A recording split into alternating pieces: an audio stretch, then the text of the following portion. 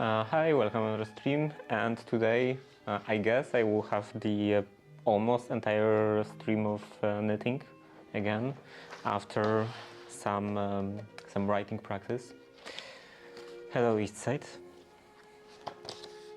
Okay, so I remember that I was supposed to do this at the beginning of of every lesson. Compact ovals, something. Skill in oval making should be developed gradually from day to day, as 2 or 3 minutes at the beginning of each practice period are devoted to ovals.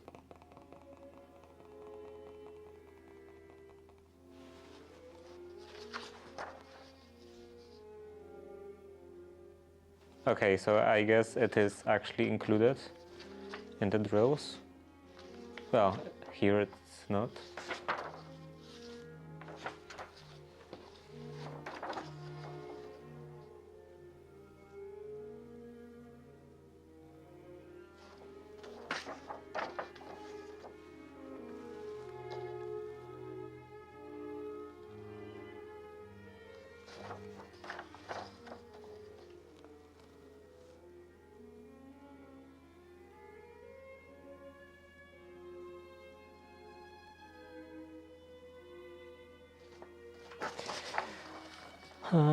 Okay, I think that today I will do this part again. I don't think I'm ready to move on to the next part yet. This should go in here.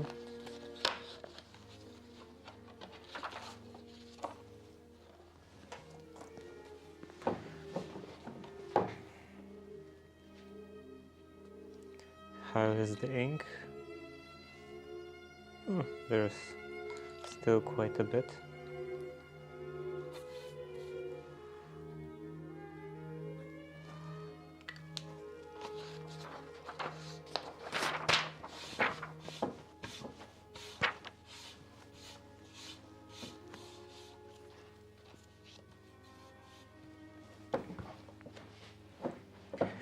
Okay, review of the position and the holding of the paper.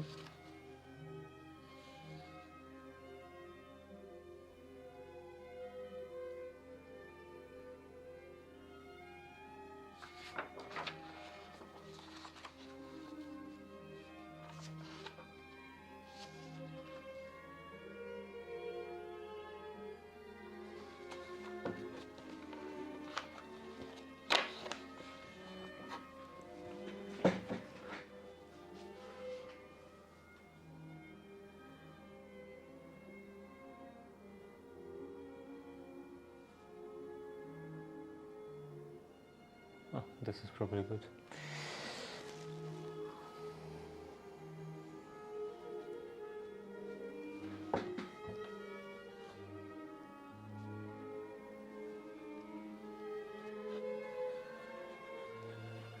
I didn't turn on the metronome.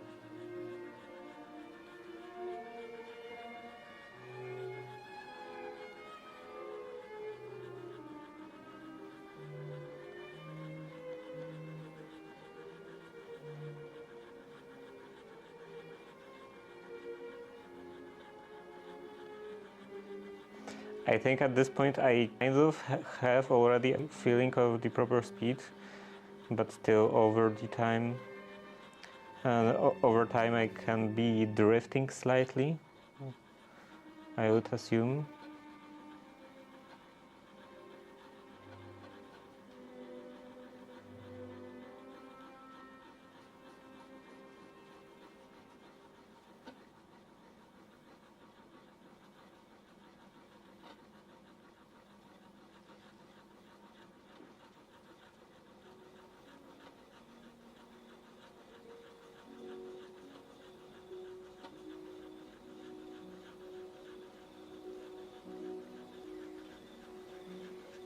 I think my main issue with ovals, with the execution of ovals, is the fact that I'm like kind of intuitively more doing this more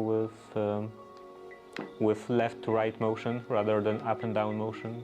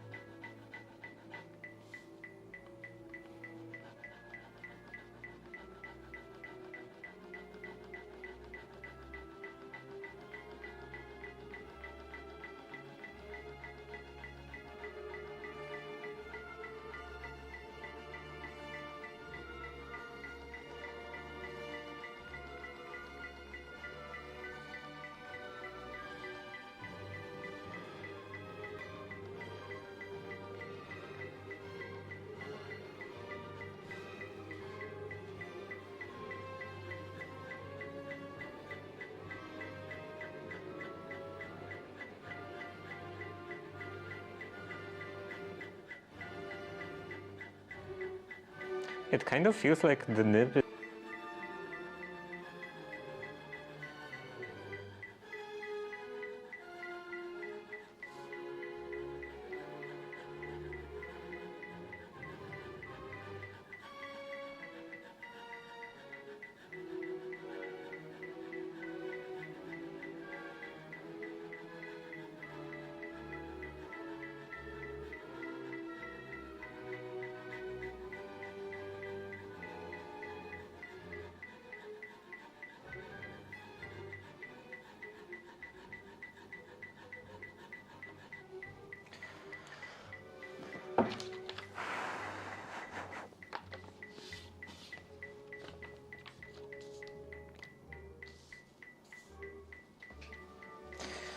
okay, so these were ovals.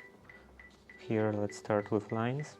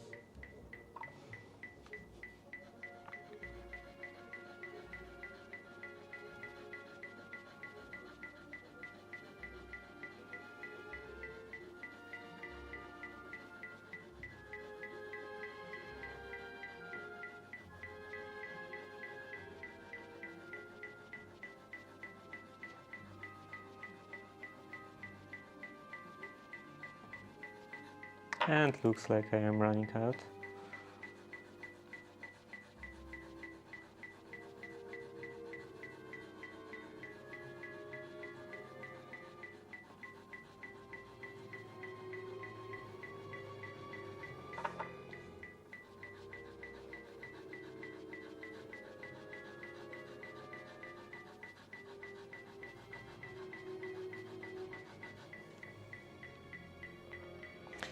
I'm definitely running out.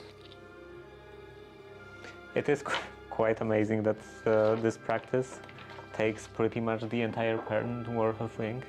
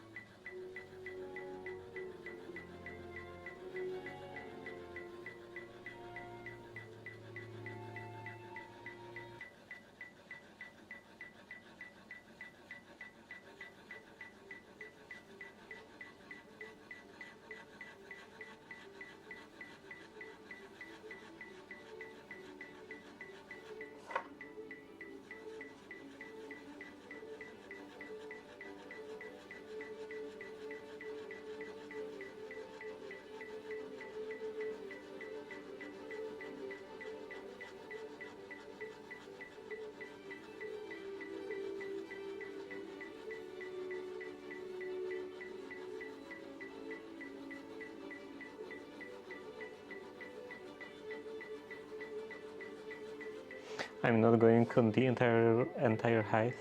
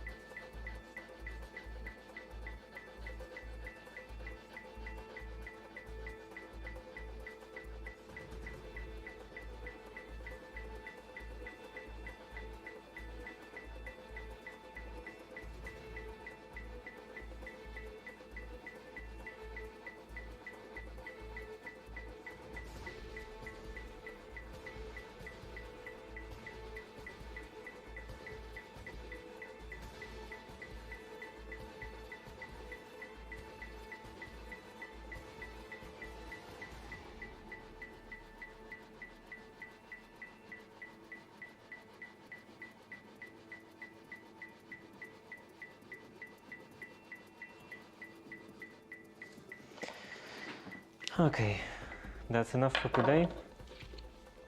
And pages from this drill are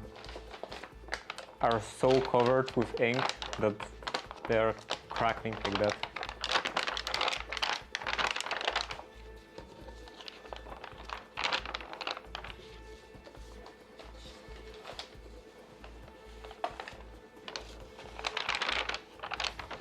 Those also make this sound a bit, but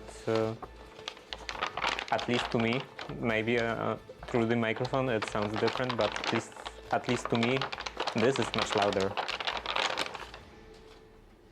And this, I assume, yeah, this doesn't make that sound at all.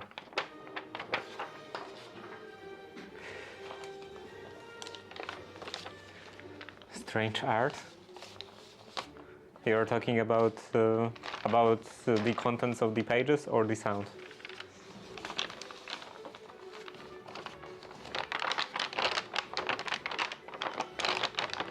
I could save that and release as a music. Yeah, as a music.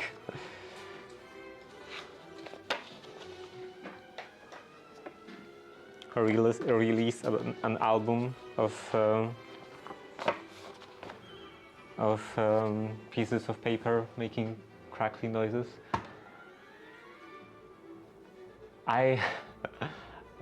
Let there be night. I should figure out something with also turning off this additional light. I kind of forgot that this redeem was a thing, and I was thinking like, what's going on? What happened? Maybe I don't have the power was cut off or something. That wouldn't make much sense because this light is not connected to the UPS.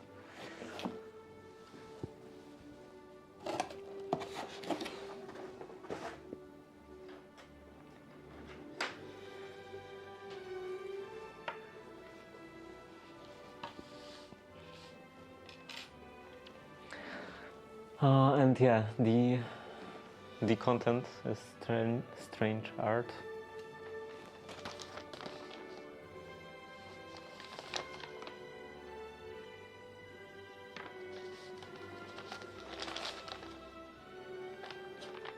Yeah.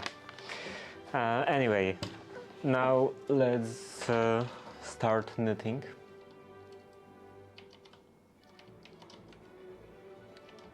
Here,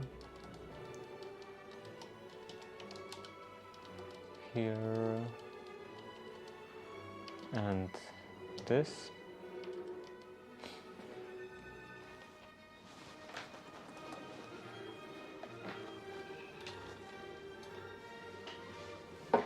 Bring the camera a bit closer.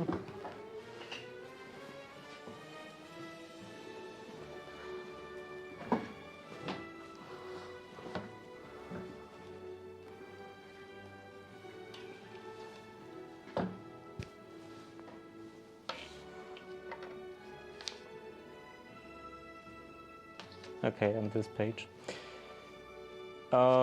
Maybe I should mark this somehow.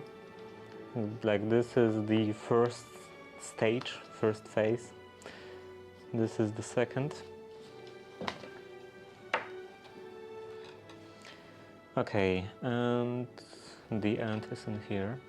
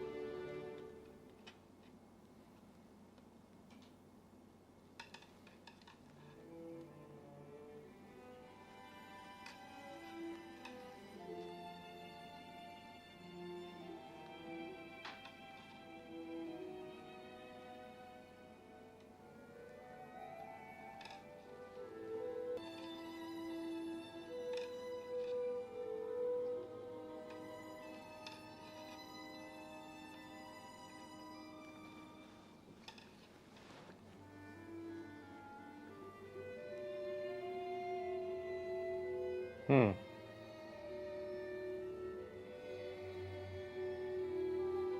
Okay, there was something wrong with YouTube.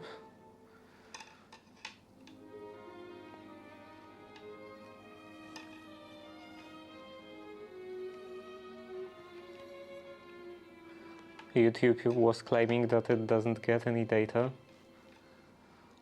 Though on OBS I don't see any problem.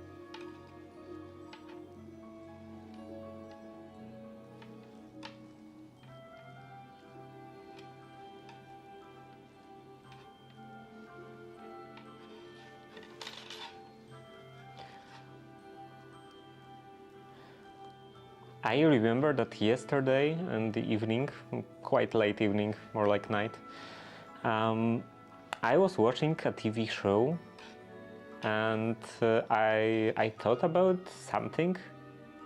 Like the show made me think about something, and I was considering posting about this on my social media account or talking about this on stream, but yeah, I opted for the second option, and I completely don't remember what that was about, and I don't even remember what show it was.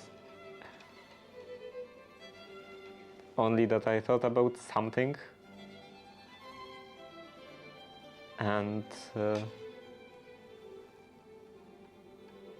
that's it. I thought about something during something.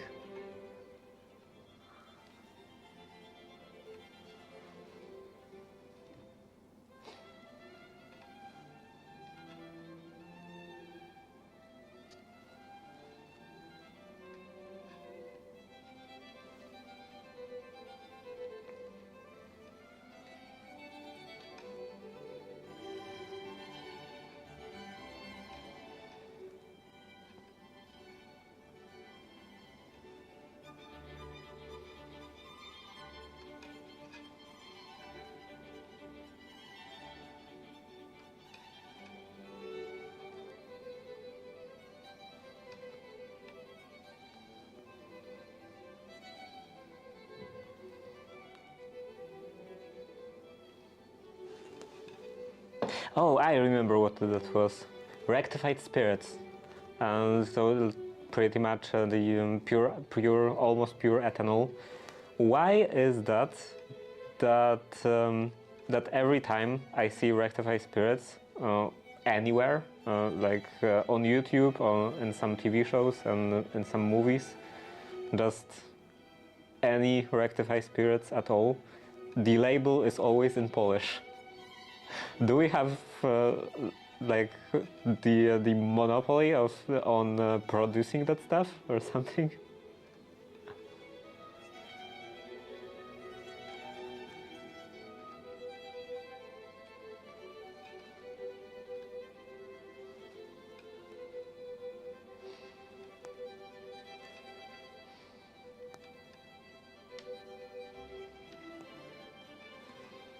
And yesterday I encountered this in anime series. So not only the animated series, but also Japanese series. So it's like literally everywhere.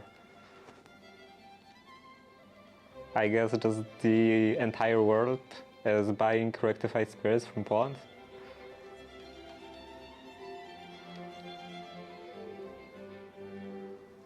And also for some reason we don't localize the labels. Like grain alcohol.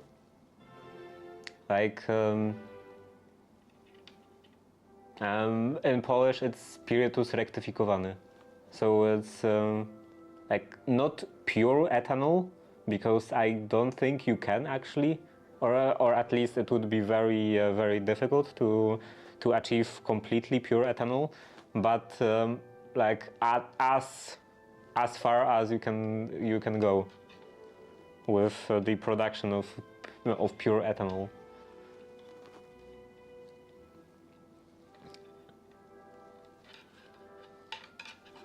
And yeah, I guess it's made out of grains, like out of wheat, I think.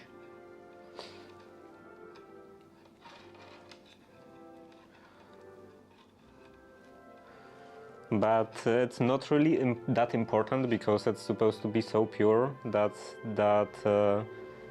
it shouldn't have any kind of aftertaste.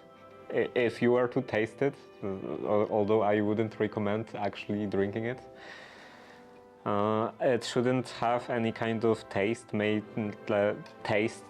from the basic ingredients. It should be like as pure of like actual chemical alcohol as it can be.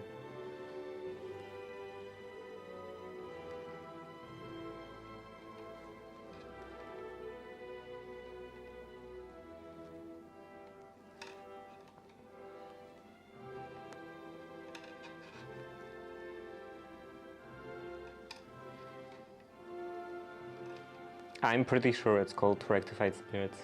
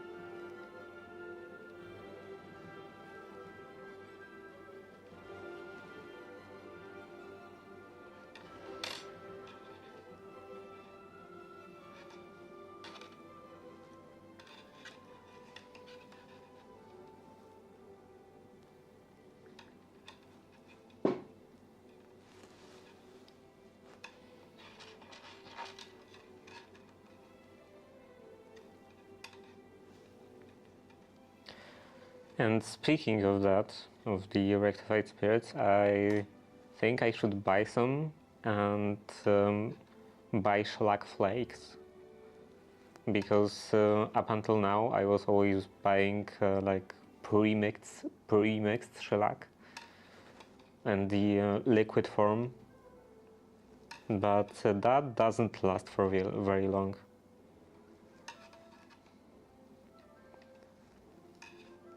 Keeping it dry and then just dissolving the flakes in alcohol as you need them, greatly like really greatly increases the shelf life.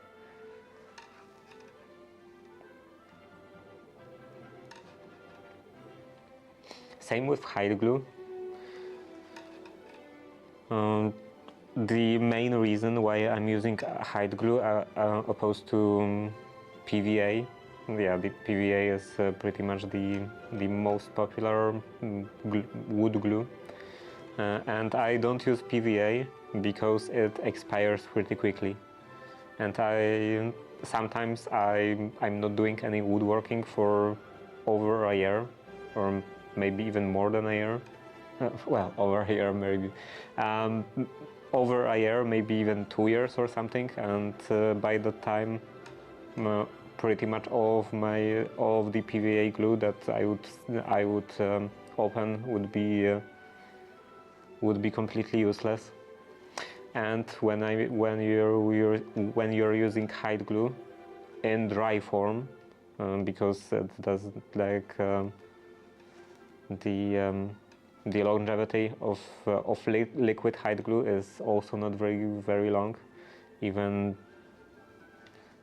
shorter than PVA glue. But in dry form, so in those granules, they have, I believe, actually unlimited shelf life. You can just keep them.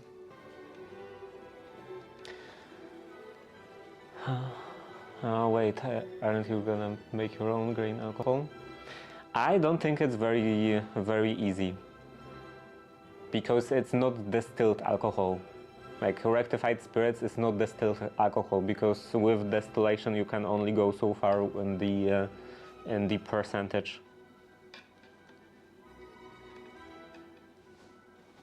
And I'm not actually sure how you make rectified spirits.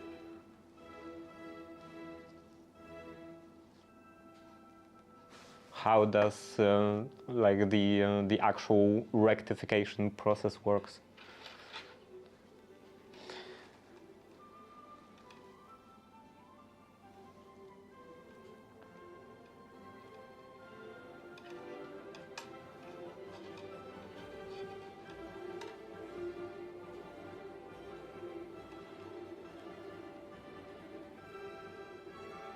And also, I assume it would probably be much cheaper to use isopropyl alcohol, because it's not drinkable, so it would be cheaper, because it would avoid all of the food-related taxes, or alcoholic drinks-related taxes specifically.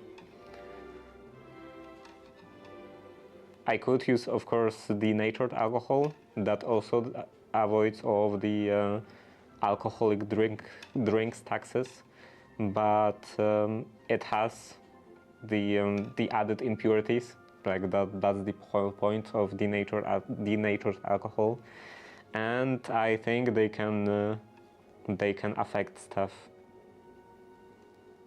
like color, because I think usually, if not always, denatured alcohol has some tint to it, and I'm not sure if this wouldn't affect the tint of the resulting finish.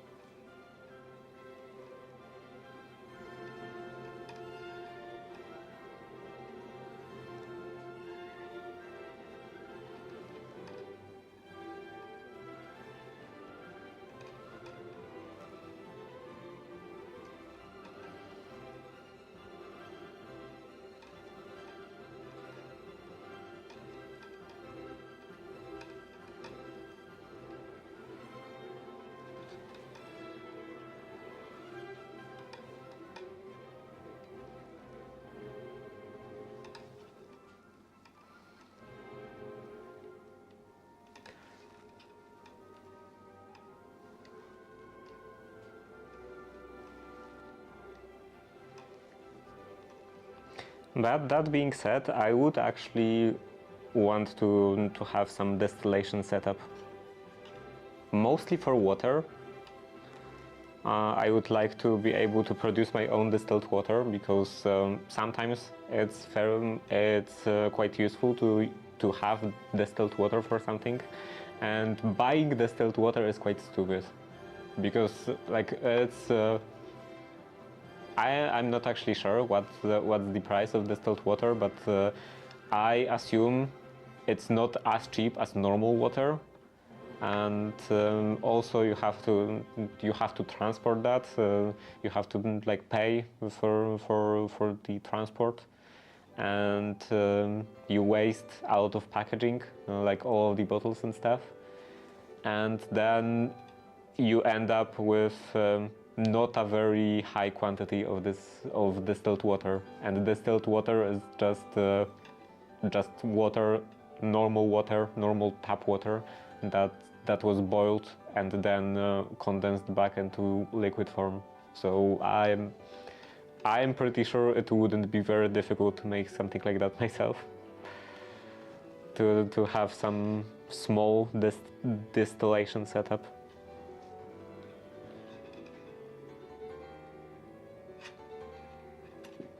Not like alcohol distillation, because this for alcohol it has to be a bit bigger, assuming you are producing alcohol on a bigger scale than just one glass.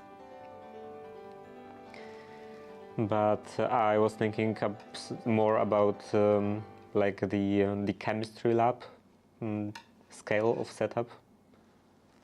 So just some beakers and this like spirally thingy.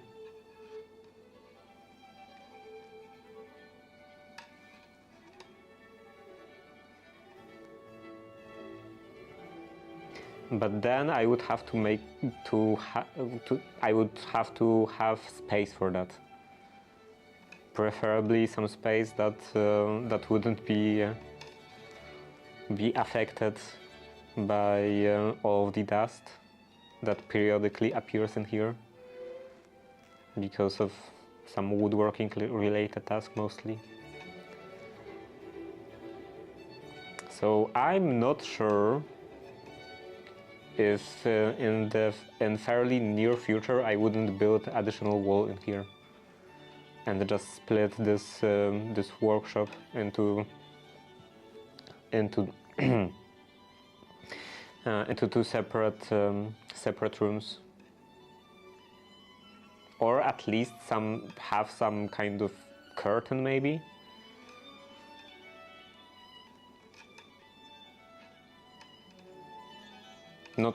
Maybe not completely airtight, but something that would at least shield off most of the dust.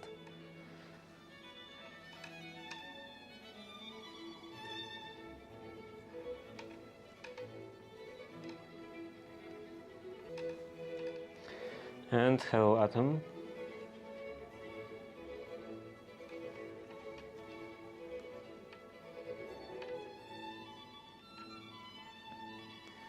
I completed my appointment today. What a relief it's over. I hate going outside. Relatable.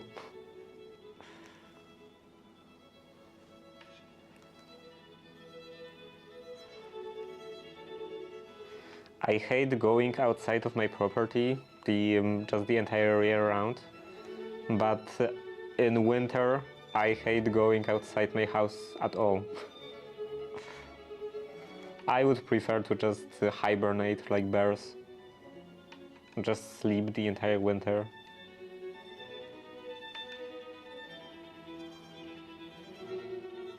And it's especially bad when my father is not home. So I have to take care of the heating in here myself. I have to go outside in the morning, go to the garage, start the fire, and then go back home, and sometime later go to the garage again, and so on. That's quite horrible.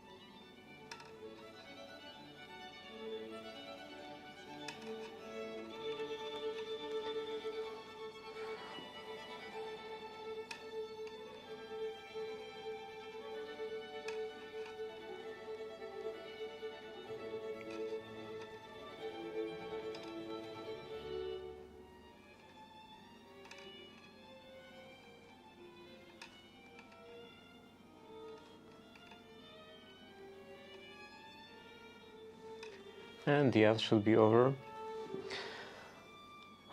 So yeah, normally my father takes care of the furnace in here, in this building, and for him it's not as bad because he works in the garage, so he's pretty much in the same room as the furnace.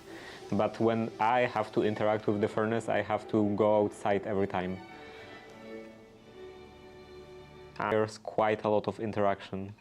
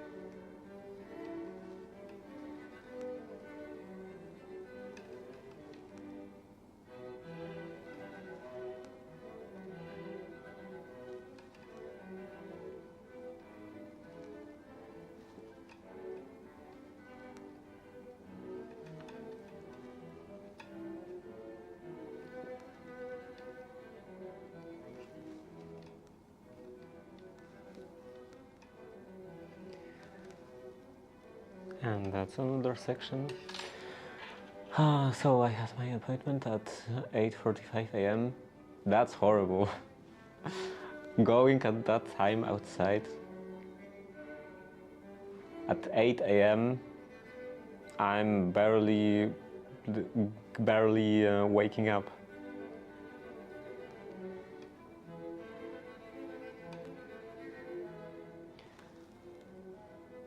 I went there when they opened, which is 8 a.m.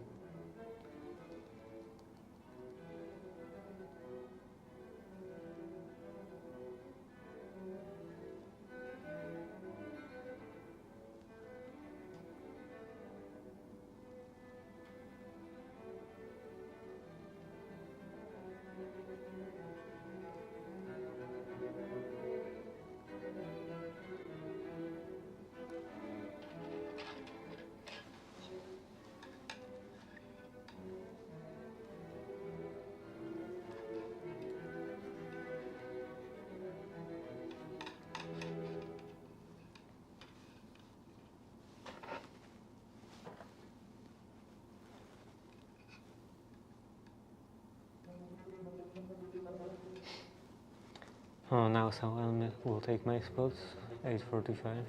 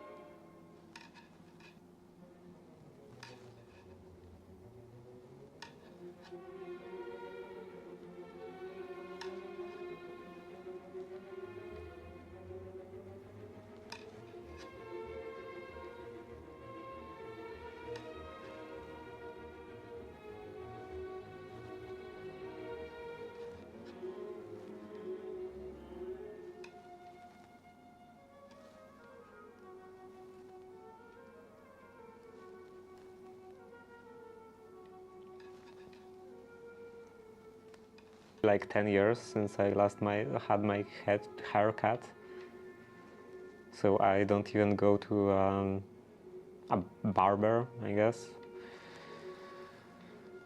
Barber or a hairdresser, depending on the region.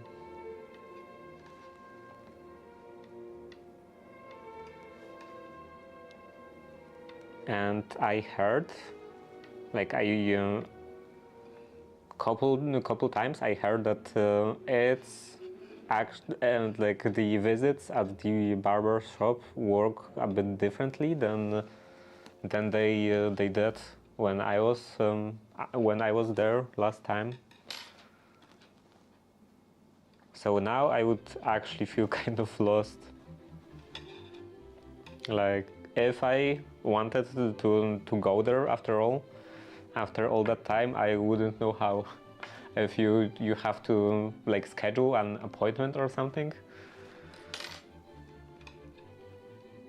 When I was there the last time, I would just go there and wait a bit until there was a normal queue.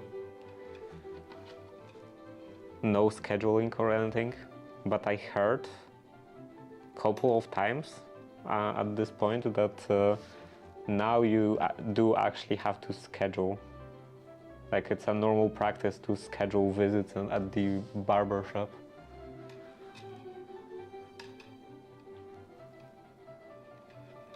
Supposedly. I didn't look that much into it because I don't think I'm gonna go to any kind of barbershop.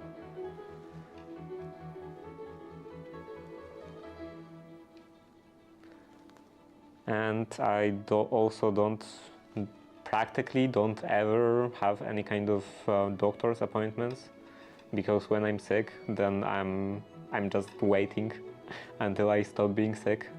I don't ever go to a doctor because that's a pain.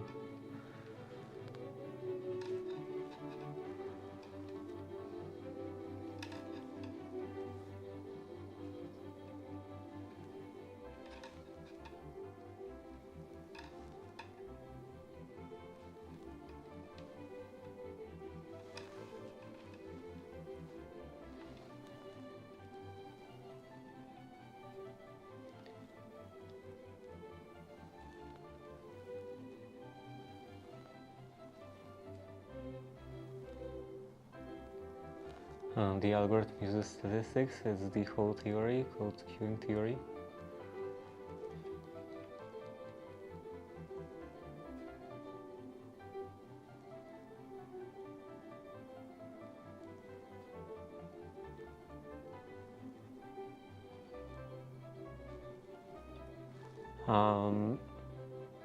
My barbershop is you show up, sit and wait. Yeah, and it was like that the last time I went to a barbershop about 10 years ago. But supposedly, since then, things have changed.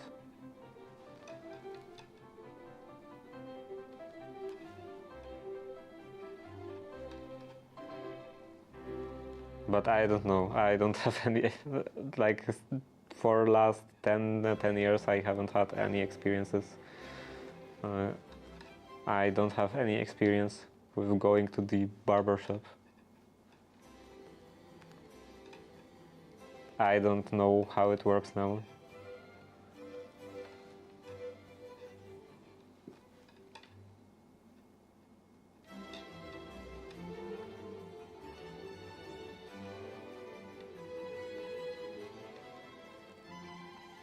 And sometimes I wish I would actually go to the barber store, the barber shop,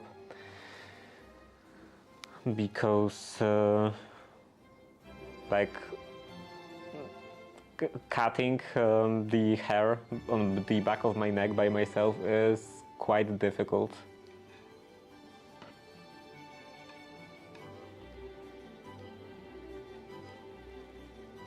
The best option would be to have someone like at my house to do it for me.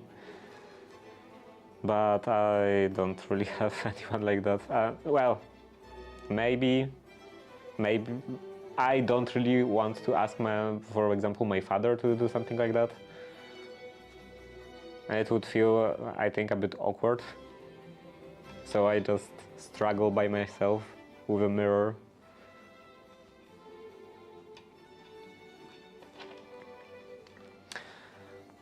And yeah, they know I'm physically, the previous message, they know I'm physically there by my cell phone. What does it mean? How do they know you're physically there?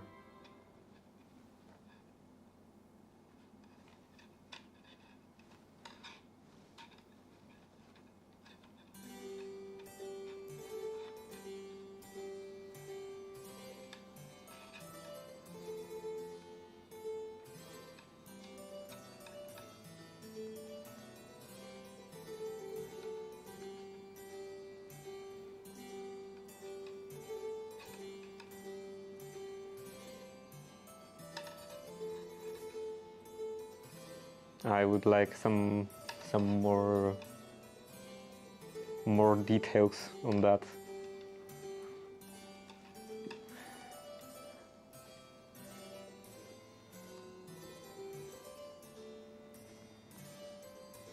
I had a friend that was wealthy, and they had people come to their house, Helner, etc. I'm pretty sure you don't even have to be that wealthy to have something like this.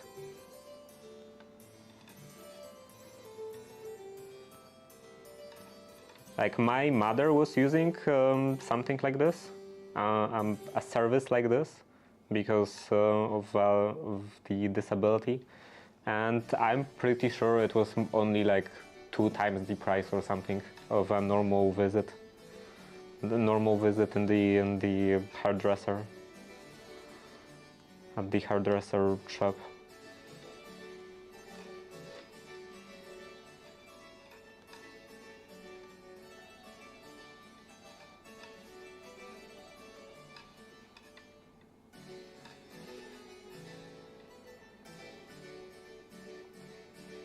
And like two times the price is fairly pricey, but it's not some kind of unaffordable luxury.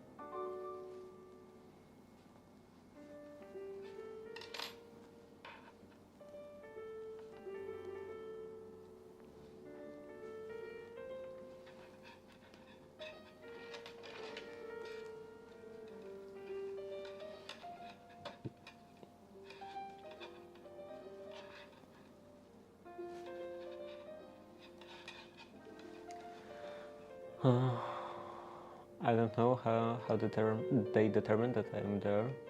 I have received a link and I navigated to the page.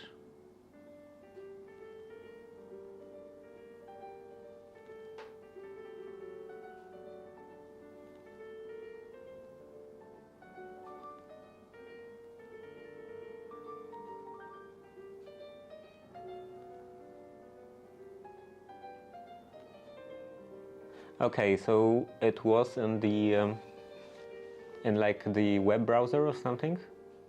Link and navigated to that page because on the in the web browser you can have access to the geolocation. You can ask the web browser for the access to geolocation. So I guess.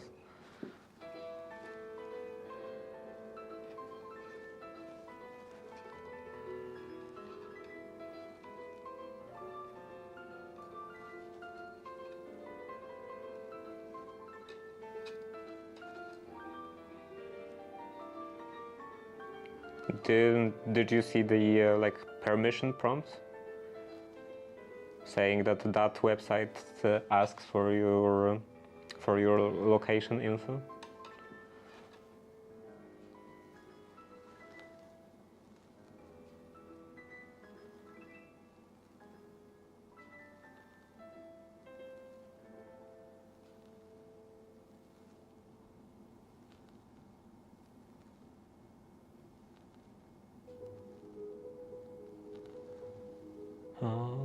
If I had to design it, I would just take the IP of your phone.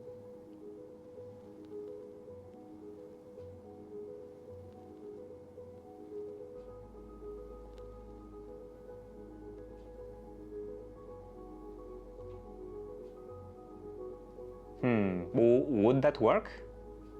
I'm not sure if that would work.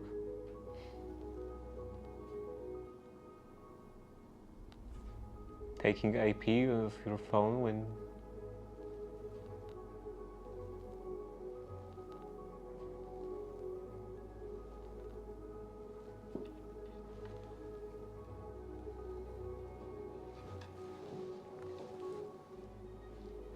Like, are you talking about connecting to public Wi-Fi at that place?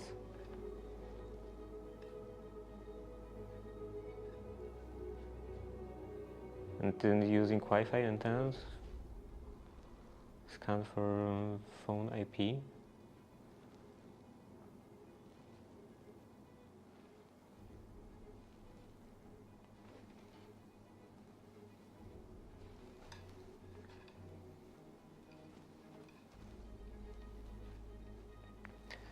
Because if you are talking about like the IP address connected to the from the like the cellular connection of the phone provider connection, I don't.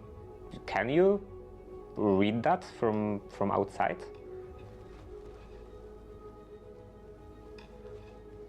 I don't think you can, or at least you shouldn't be able to. I would assume you shouldn't be able to.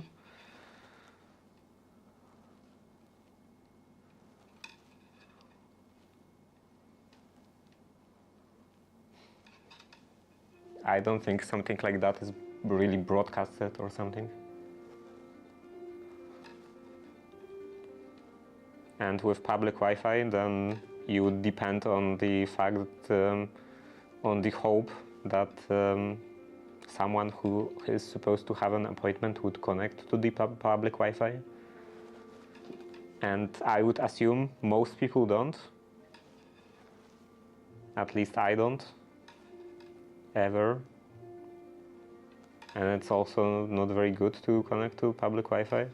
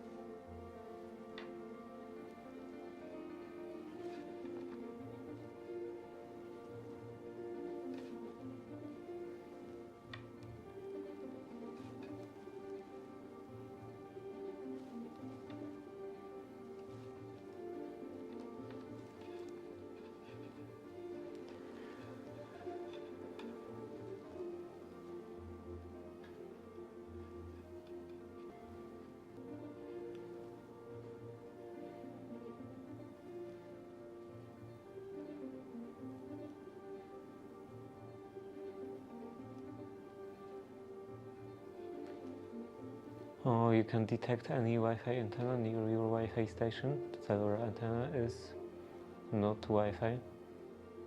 Yeah, and that's my point. You don't have to be connected to be detected.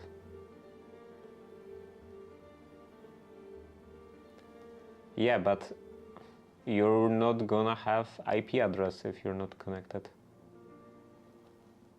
Like, you're not gonna have, you are not gonna get, or unless you're talking about the MAC address.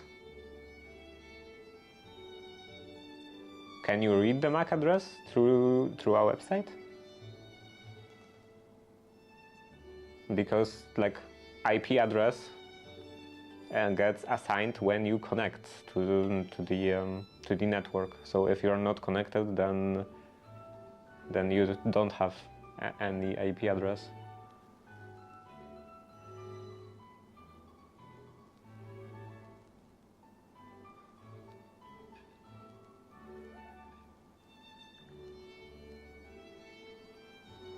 I see my neighbor Wi-Fi antenna.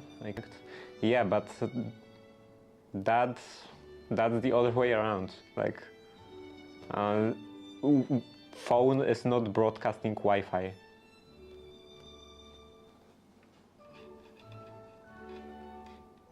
Like, maybe you could work this out the other way, so that the phone itself would look for some access point at this place you want to detect presence. but I'm not sure if something like that is possible from the web browser.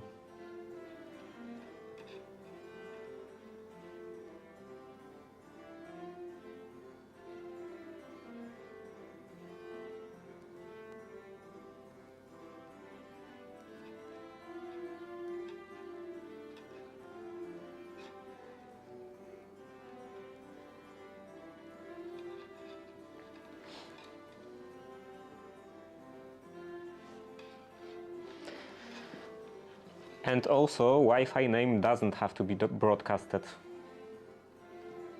You can have hidden Wi-Fi name. Like it could still be visible with some like RF analysis, like what's going on in the air. But just the Wi-Fi name and all, this doesn't have to be visible. If it usually is visible, then that's usually the default setting, because people want and they don't want to like type in the SSID, the name of the Wi-Fi, manually.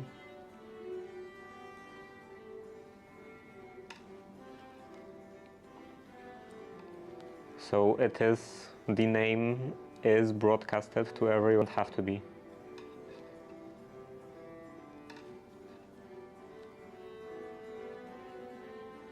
And phones are definitely not broadcasting any kind of name.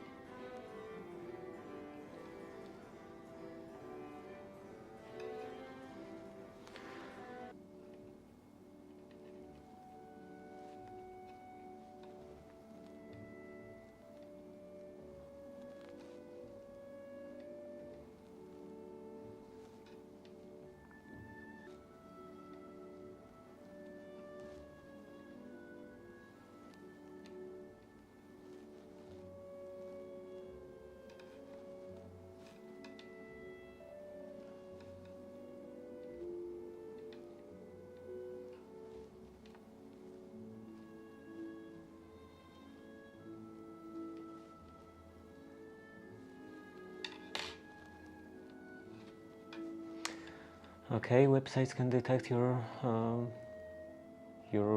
location through the device IP address in general for a general area.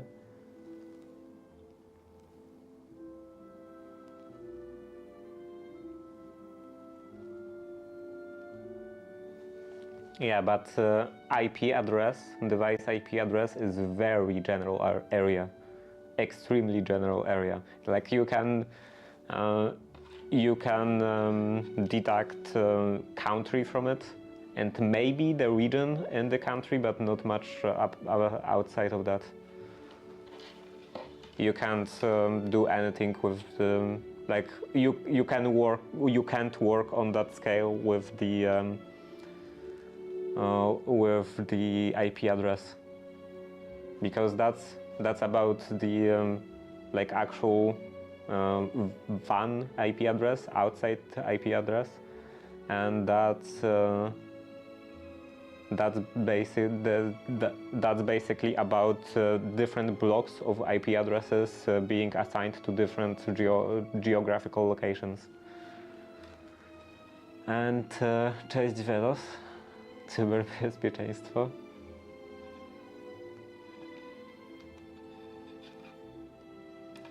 Cyberśledzenie. Dochodzimy do tego, jak można śledzić ludzi przez przeglądarkę. Dojść do tego, gdzie się znajdują przez przeglądarkę. So yeah, I'm pretty sure that's what they mean when they say that websites can detect your location through device IP address. That's about the fact that like different blocks of IP addresses are assigned to different geographical locations. But that's quite useless for detecting if you are in the vicinity of some building, because your IP address doesn't change as you move around.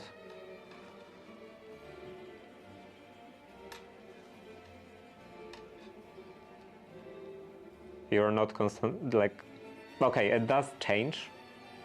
If you move a very big distance, I would assume. I'm not actually sure how the phone network works in this regard, because of course if we are talking about your home internet, then it's either static IP address, so you have the same address always, or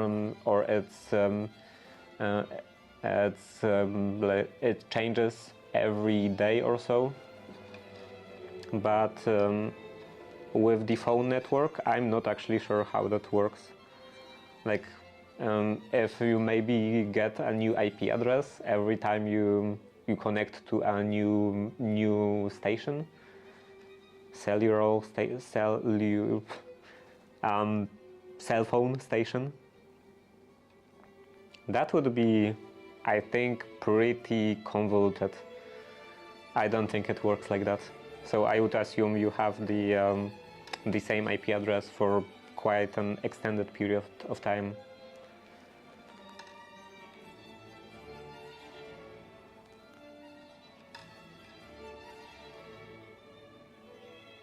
I would be surprised if it worked like that.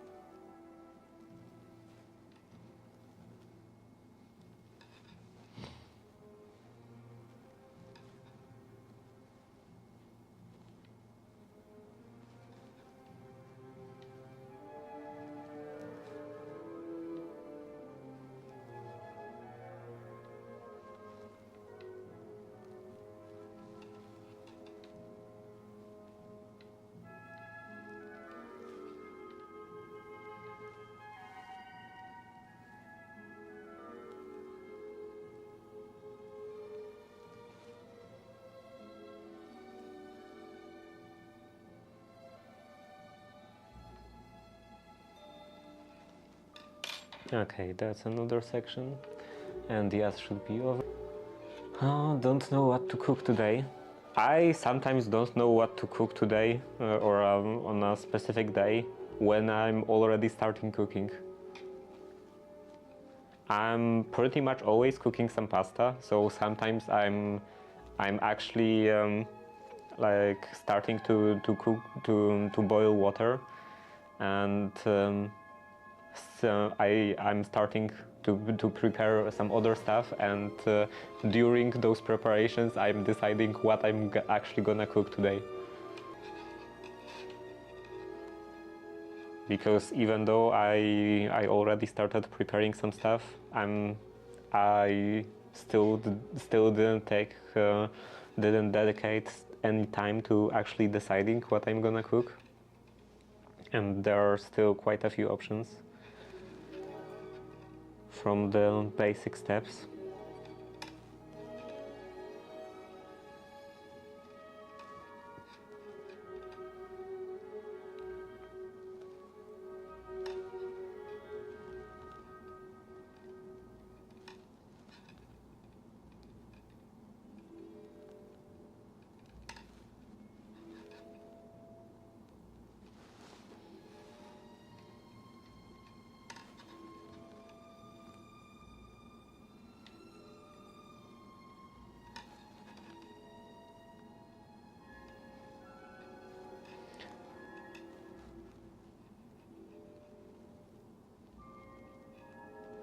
Baked fish is really good, easy to make. That doesn't sound easy to make. That's a great idea. I may bake a fish, and that's easy. I guess it depends what are your standards for easiness. But for me, if something takes more than 10 minutes, it's not easy. Or maybe not necessarily not easy, not like difficult or something, but it's... I don't know, maybe I could call it hard to make? Or out of work. There is a lot of work involved when preparing celery stalks and onion and carrot, because there is so much cutting, and cutting has so much work. So I dedicate some time only to cutting, and then I make a break for a couple of hours.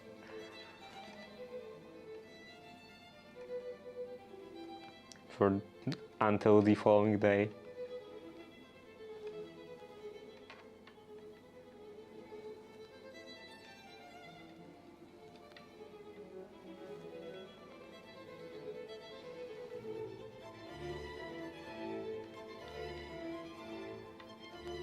And quite often I also make a bit more of the sofrito and use it for some other dinner.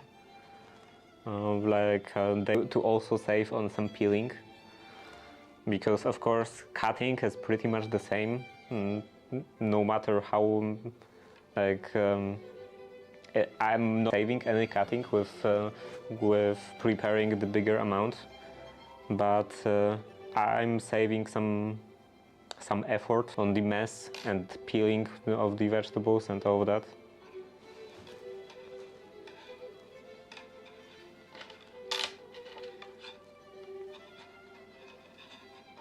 I don't know what's going on with YouTube. It's constantly saying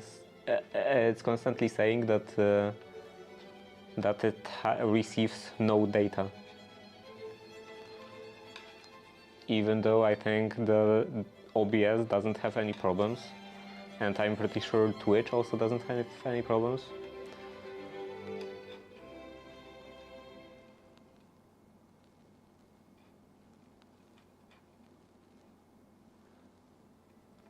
10 minut ubieranie ziemniaków mniej więcej.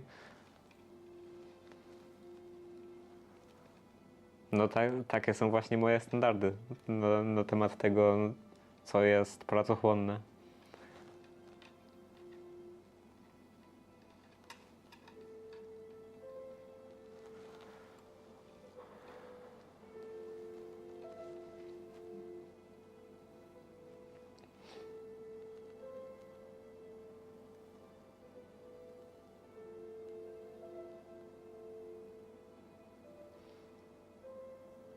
A break for a couple of hours.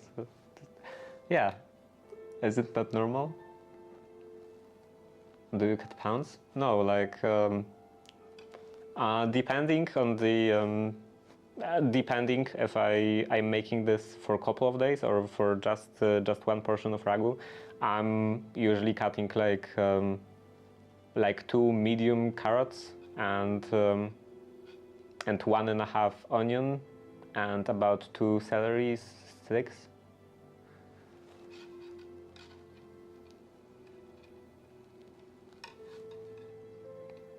And that's a lot of work. That ends up being probably like 1 pound, I would assume. Maybe a bit less. Okay, probably less. Pound is like half a kilogram, right?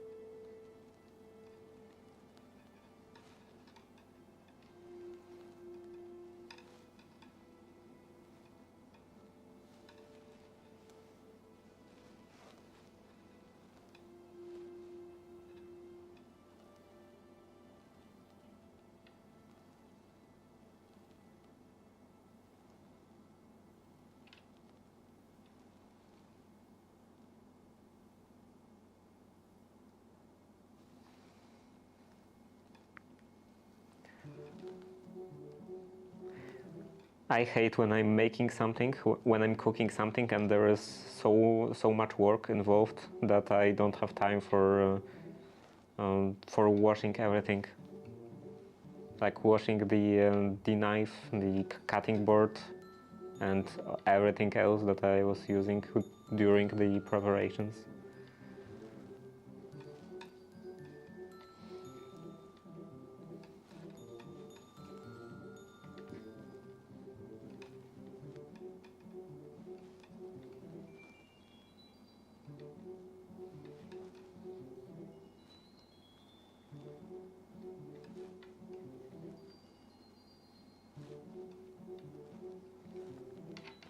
Quite often I'm using pecorino cheese, and they are sold in chunks of, I think, about 200 grams.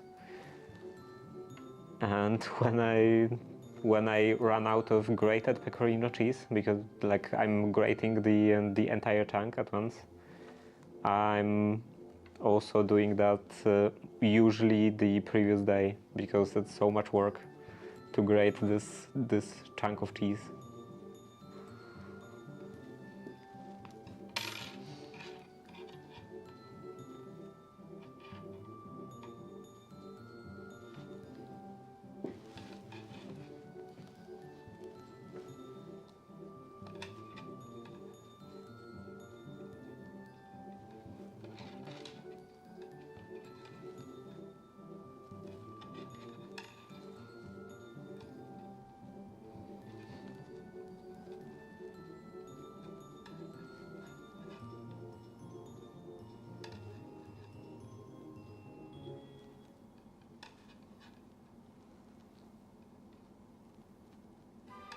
And then I come to the workshop and plane 8 doors by hand, because I prefer it to the electrical tools.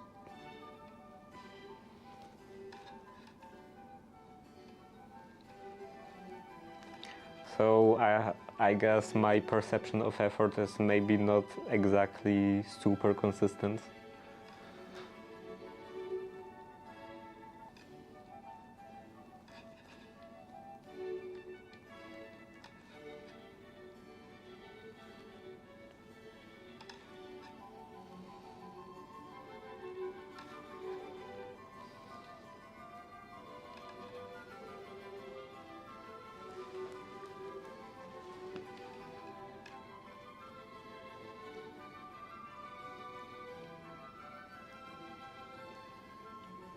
I wash everything when I'm done. I hate when I want something and it's dirty. I usually wash everything when I'm doing, not when I'm done.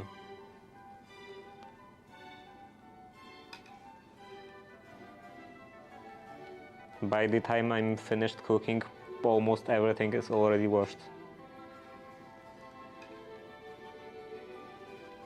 Unless there is a lot of work with cooking something, and I have to constantly do something, then I don't have time for any washing, and I hate that.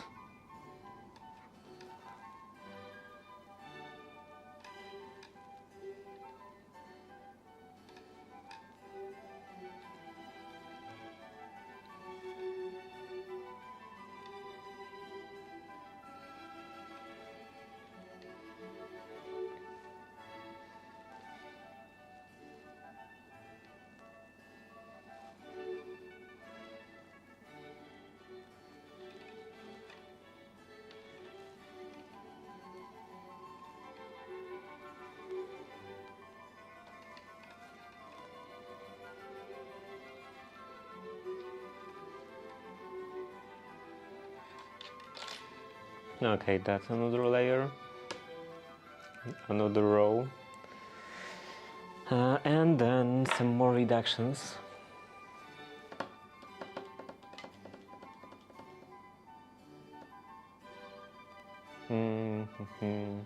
Ja mieszkam na granicy małopolskiego z Podkarpaciem i Świętokrzyskim.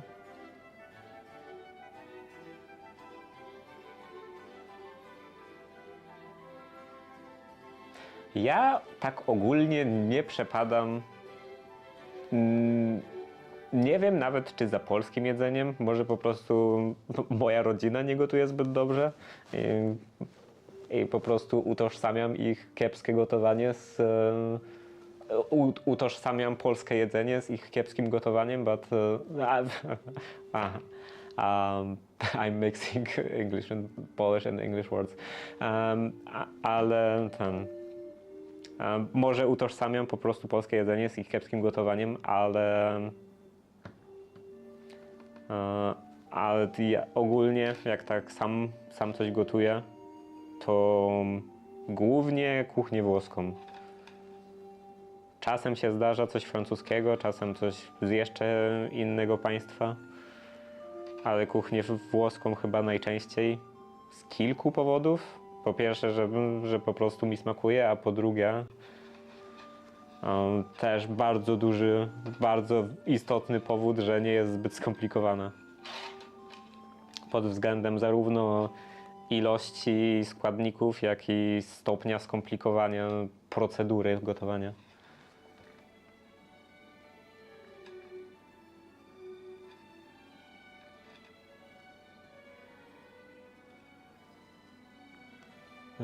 I do a hack for cooking salmon first. I cut vegetables and placed into a pan, add water.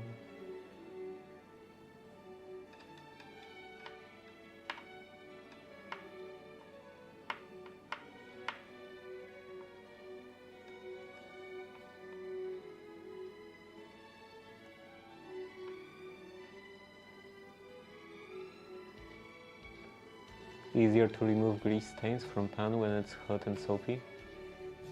I like to don't wash my pans or other stuff right away because like I don't have time for that at the time of cooking, and then they just stay like stem.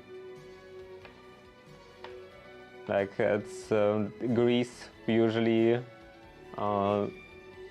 doesn't like I don't know, harden or something. It doesn't go through some kind of irreversible change, so you can if it's easier when it's hot, then after a while you can just reheat that and it's easy again.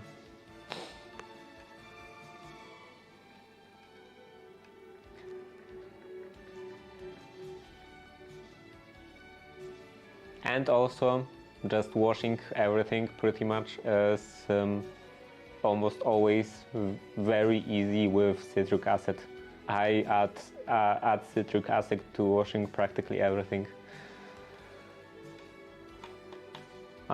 It wouldn't work for everything because, for example, if you have cast iron stuff, and then I'm pretty sure citric acid would be pretty harmful for that. But I use pretty much exclusively stainless steel, so be very aggressive with washing.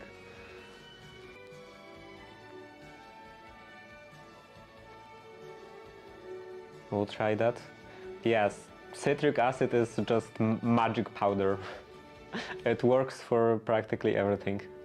When I'm washing something, let's say a pan, and there are some spots on which the food got attached pretty badly onto the surface of the pan, and it doesn't want to come off with just normal dish soap, because first I'm always just washing with normal dish soap. And I'm scrubbing, doesn't want to come off. Then I add couple, like I don't know, a pinch of citric acid, and magically just everything disappears. And also, it removes any kind of discoloration from the surface of stainless steel. Like, you know, you have those. All of those oxidation marks, and also when you're cooking something, and then you have some lime scale building up, and it removes both of those issues. I guess issues. So yeah, my pans look practically new. Like, of course, there are scratches because I'm not very careful with them. I'm not treating them like an egg or something.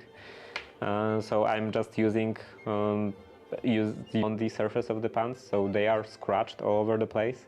But if you're not looking at the scratches and just the general look of the pan, it looks like pretty much like new, like it came right from the shelf in the store.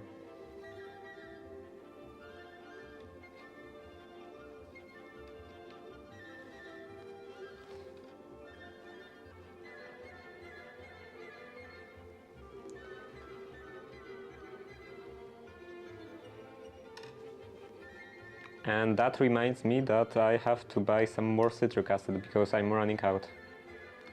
Line and some bigger quantities. I'm citric acid in like 1 kilogram bags, and it's I don't know, like $3 per kilogram or something like that. So yeah, I have to order some more. I'm pretty sure I don't have anything left in the bag, and I only have some citric acid at the very bottom of a jar next to this. 2 pounds is $10 US, and 2 pounds I think is about a kilogram. So yeah, it's pretty much the same price, but the same value, but in different currency. So you're saying that it's $10 US, and I'm also buying this for about 10, but 10 zloty.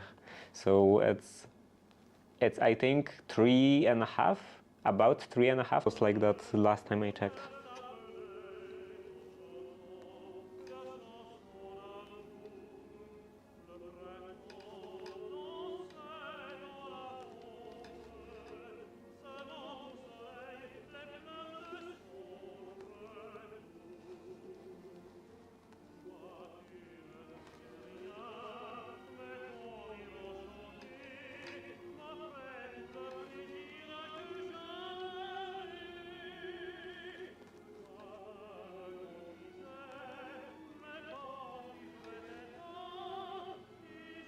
I remember a YouTube video from Matt Parker about decimal point. I'm pretty sure it was about decimal point and prices, I think, because like US. Oh, I forgot to take care about to think about that. Okay, I guess the next one I will reduce. So yeah, the US uses just period for decimal point, and normal countries use comma for decimal point, and it was like it can be sometimes confusing when you are visiting a different country or moving to a different country. But Matt Parker was making a video about places where that doesn't matter, kind of doesn't matter, because this difference is pretty much the same as the exchange rate of different currencies. So you can look at the different, like the different notation of the decimal point and the thousand separator, and read them as it was. You read a price written with like commas instead of periods and so on, and read them as it was a US price in dollars, because it's like it directly it corresponds, like it's 1,000, and you would end up with a number 1,000 times higher, and then higher, or the other way, or one way or the other. There is 1,000 or 100 in terms of cents. 1,000 times difference, and divide like 1,000 times the difference between currencies. It reminded me of that.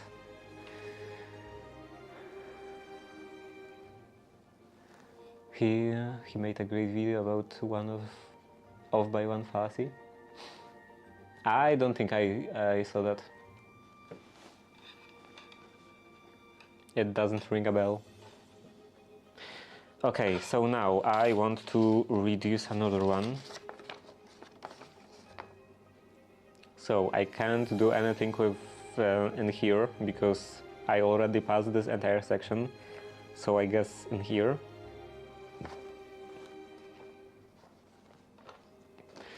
So let's see.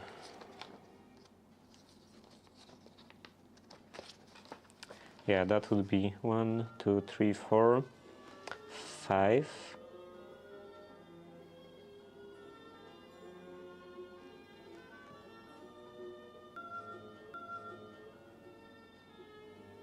It's kind of special order in here. I'm just going kind of randomly. In here.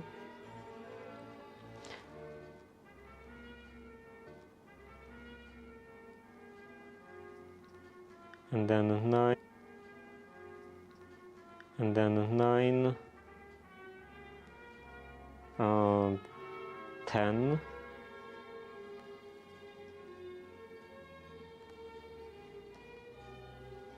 11, and 12, something like this.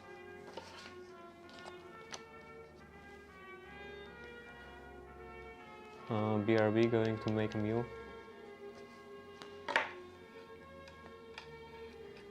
And ad starts in a couple of seconds, in 10 seconds.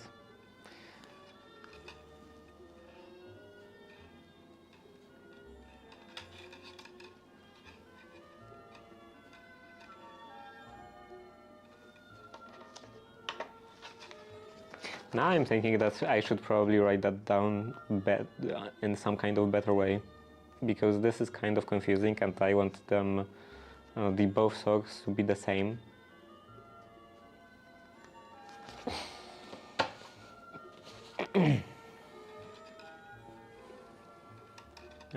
Okay, this goes from the front.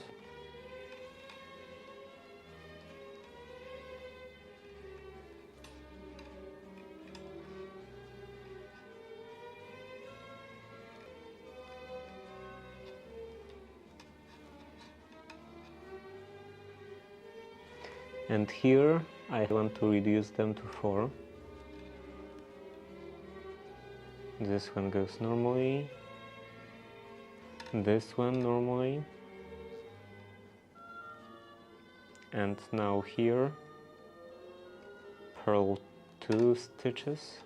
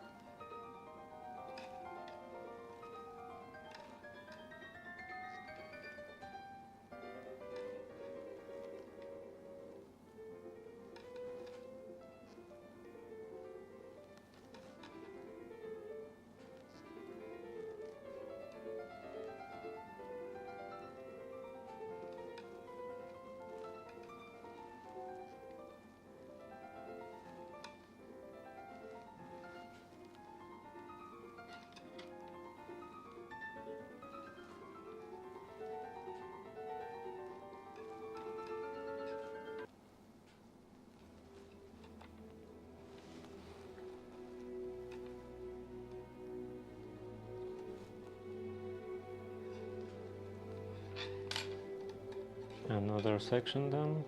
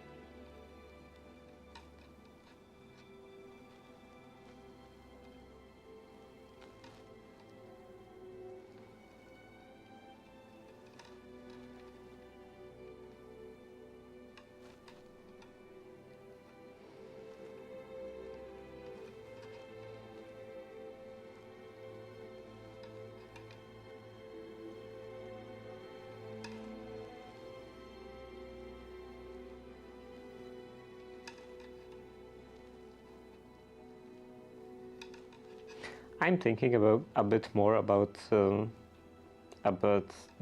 this decimal point, and I said that US uses period for decimal point and normal countries use comma. But to be honest, I'm using period myself.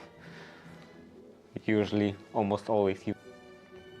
It's mostly because I think most of the okay, maybe not most of the software, but a very large portion of computer software was written in US, and computer documents or programs with periods as separators.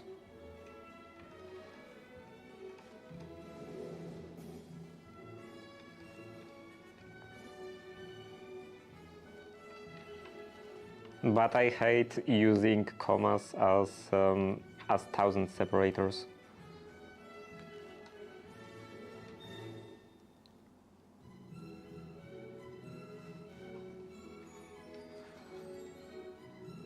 I'm a fan of, I think it's an ISO standard that for decimal point it doesn't really matter what you use, but thousand separators, but thousands should be separated by a space. Always.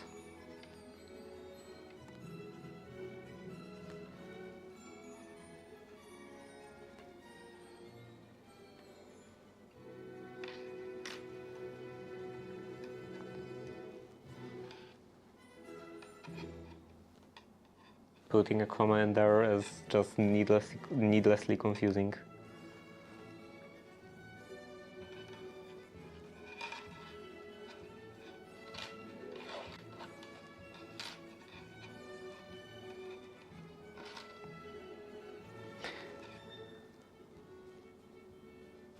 I messed up. Okay, I have to go back. This should be reduced.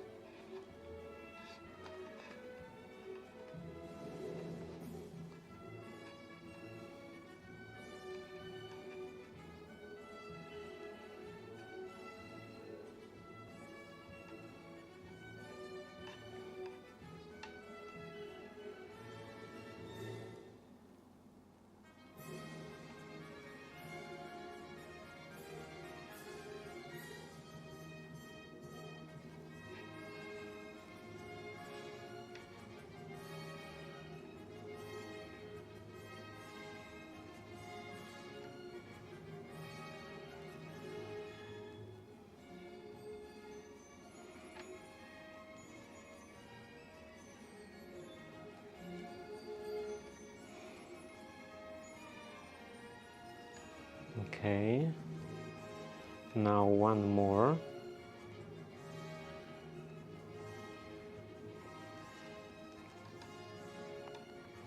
And then I want to purl over those two.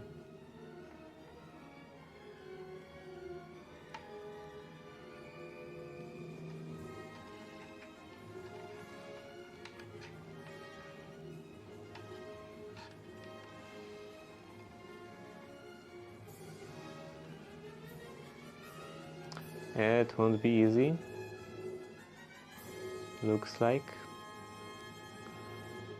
This is quite tight.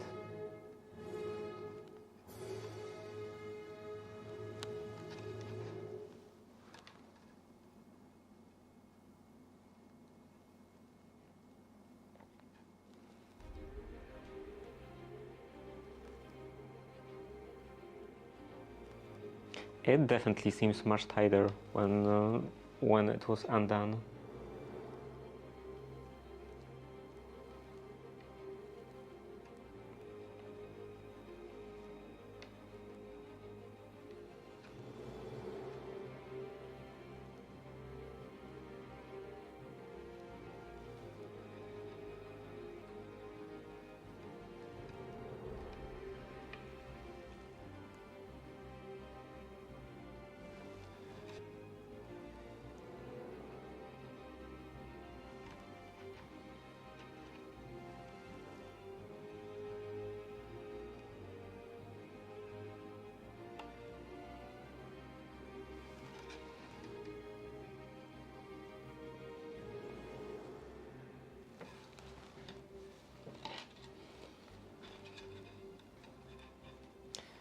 Okay, and this stretch I can do normally without having to worry about anything.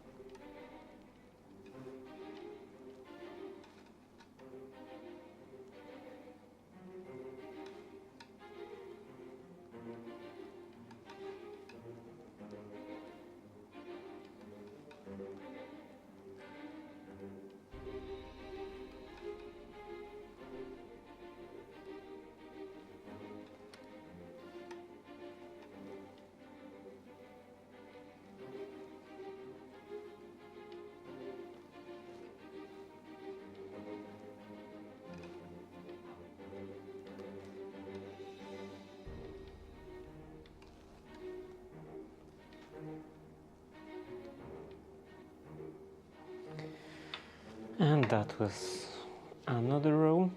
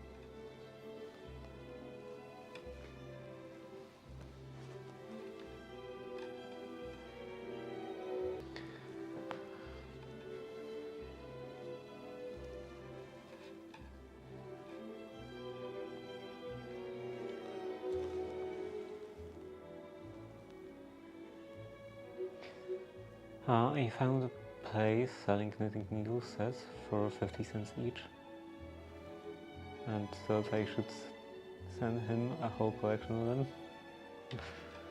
Like in here, I'm pretty sure knitting needles are also not very expensive. For those, I think I paid barely anything.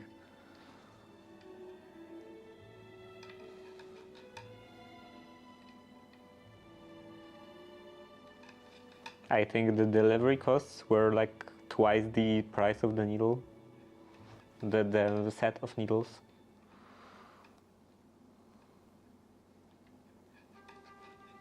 And that's why I bought some more stuff from that store.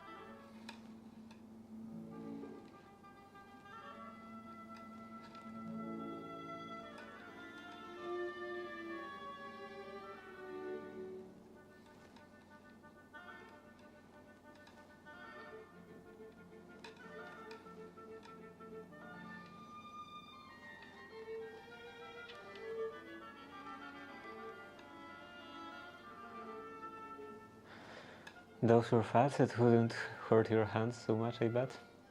So, vampire steaks. This doesn't hurt my hand. It's like using those needles is completely painless. And bigger needles mean thicker fabric.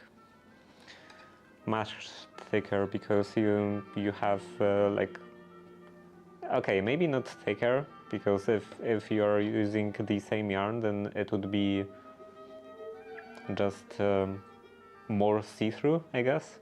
It would be more like a net than a solid fabric.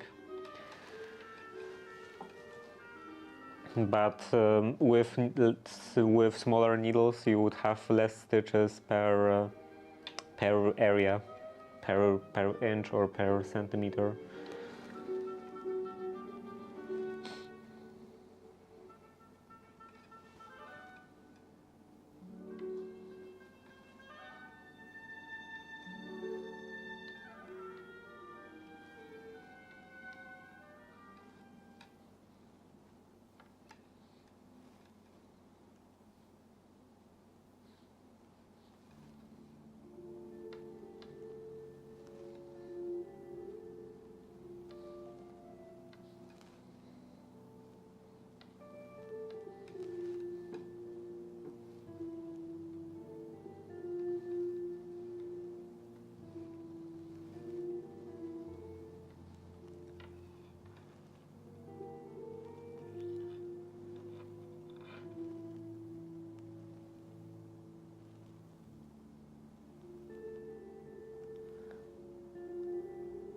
No, it hurts mine watching it. Why?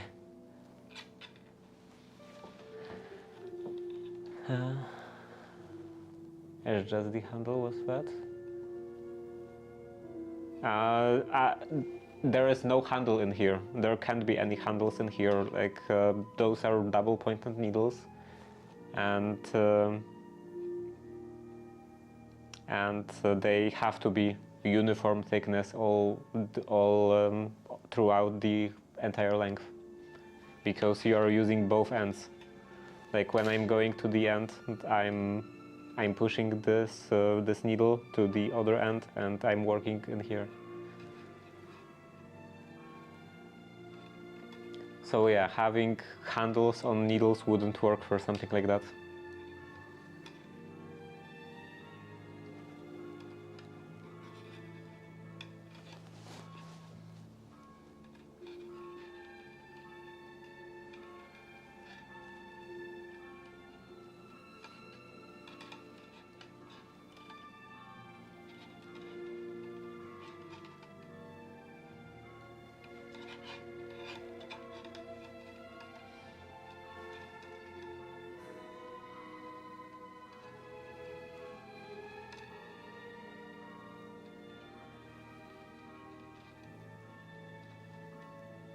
If you are making something straight, like a sweater, for example, then you can use needles with handles.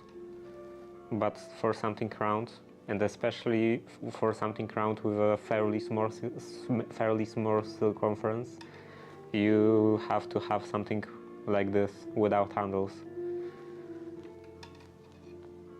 because the yarns have to be able to come off from both ends. The stitches have to be able to come off from both ends.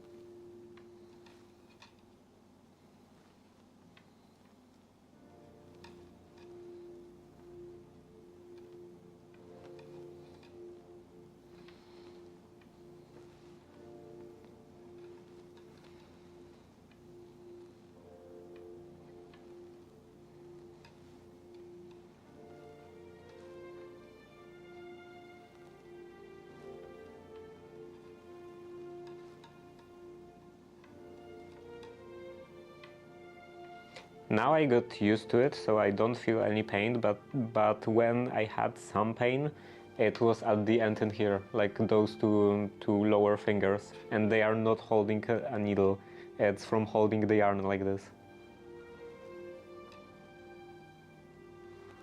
Or it was from holding the yarn like this.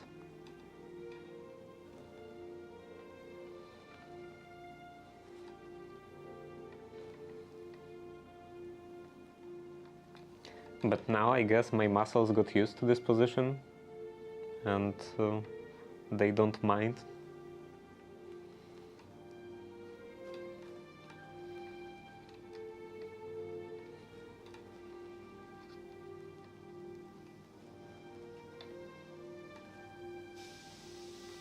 Maybe all my joints and stuff got stretched a bit.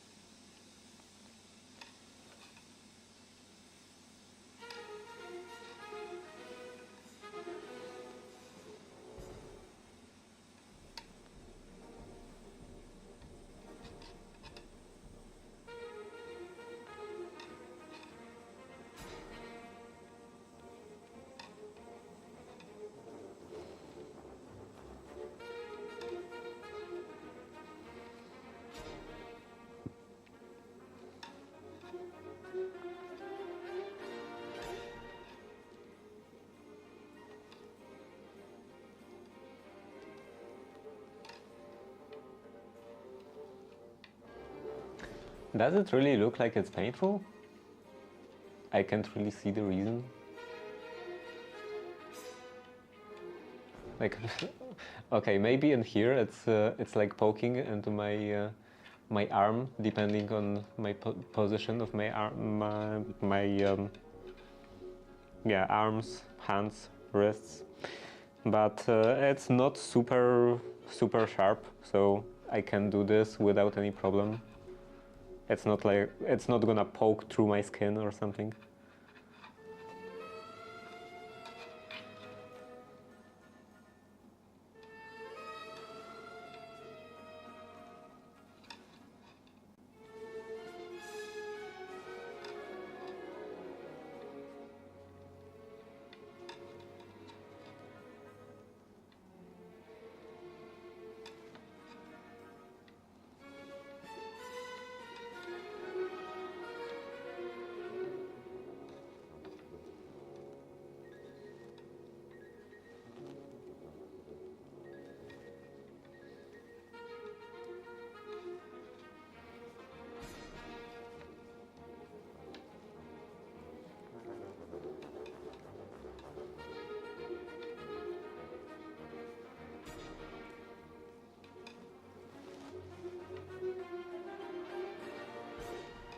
The only thing that hurts during knitting is my spine.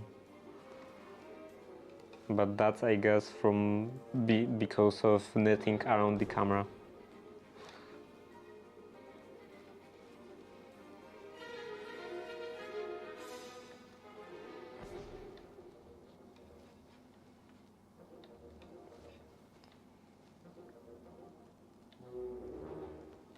Like I'm leaning next to the camera, towards the camera,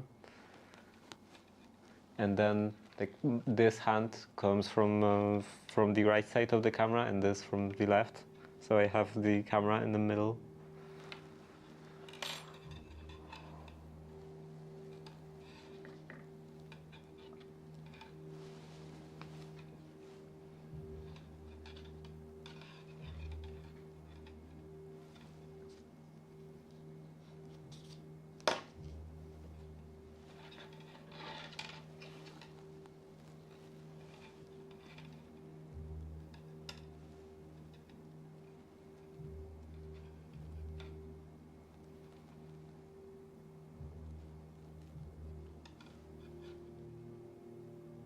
And more I think about my back pain, the worse it becomes.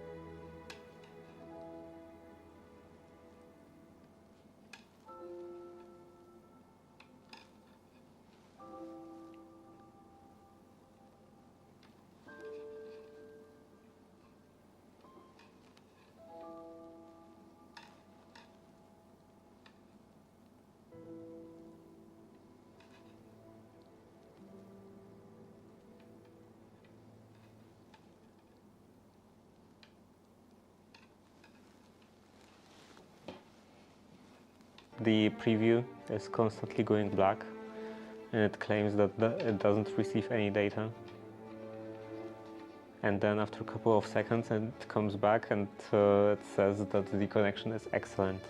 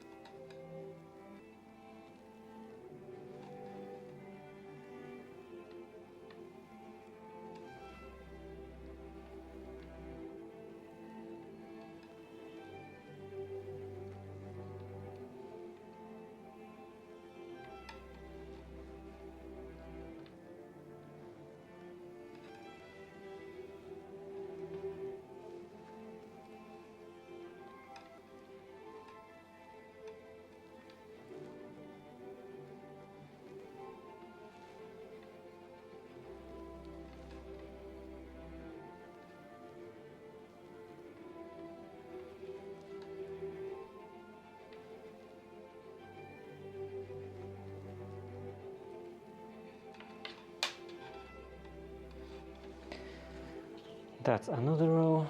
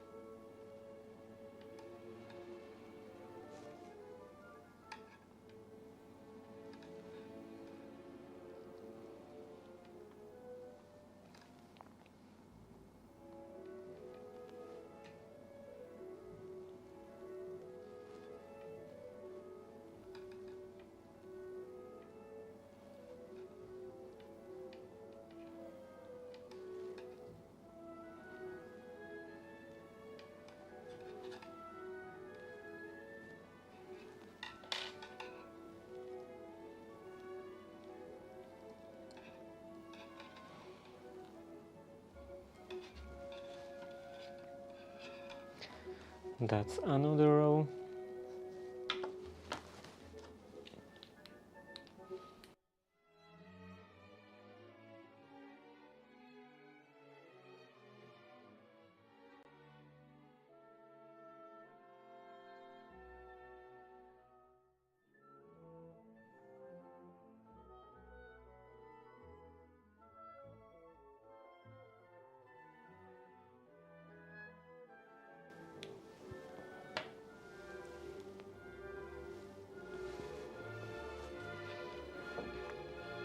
It looks kind of like a mouth.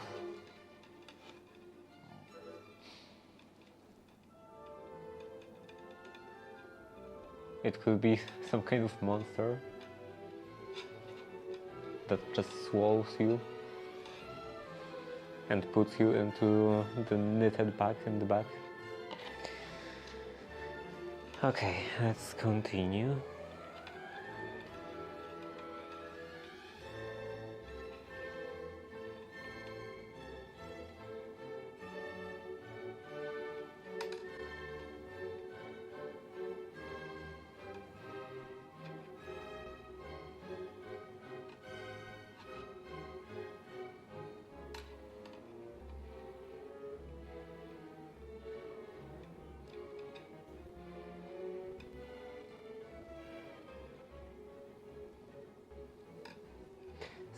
Someone could make a video game in which you are attacked by unfinished projects. Because I started to think about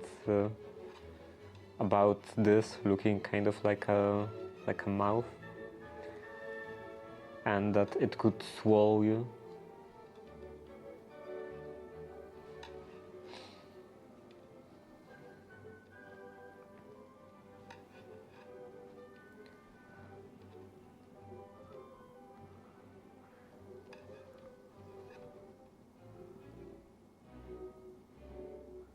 If you're not gonna finish socks, they are gonna attack you.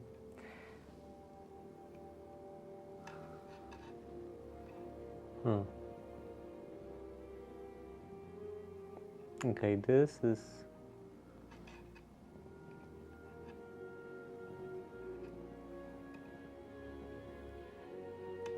not perfect.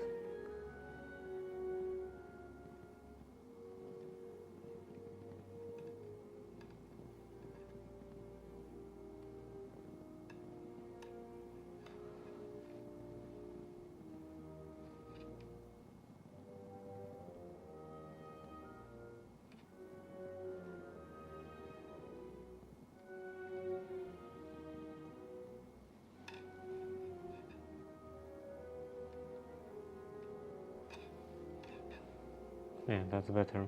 It probably went through the middle of the yarn. The needle went through the middle of the yarn instead of under.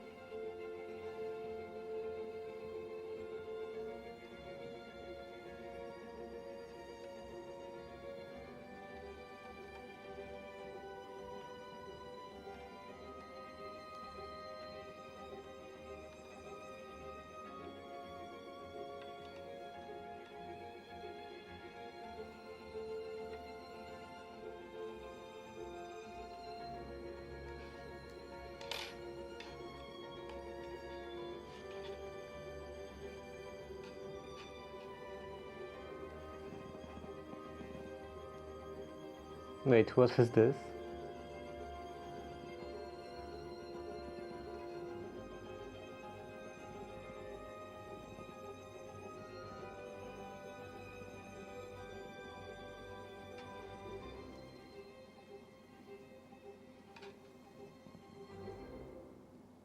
This looks a bit weird, but I'm not going down there, not going back.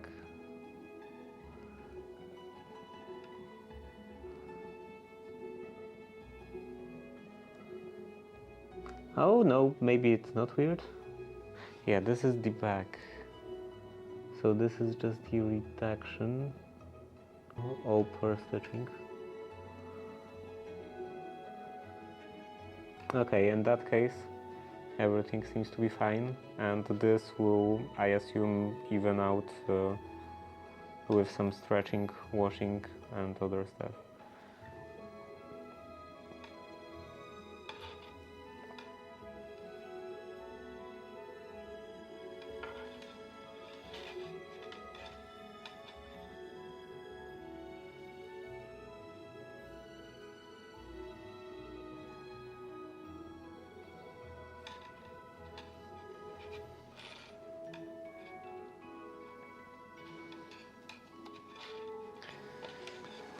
Okay, I was here. So this. And let's continue.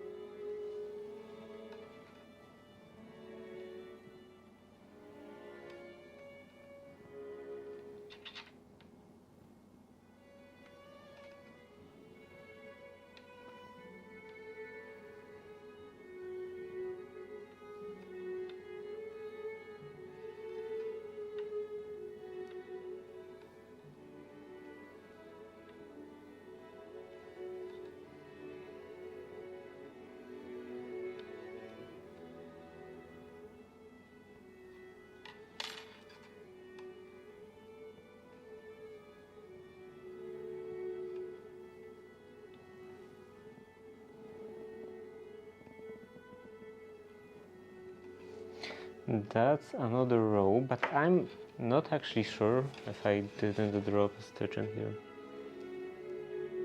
I think I shouldn't. Yeah, everything should be fine. This is 5 stitches, 3 in here, 2 in here. So yeah, everything seems to be correct with numbers. But this feels quite loose. I guess it was like that the entire way.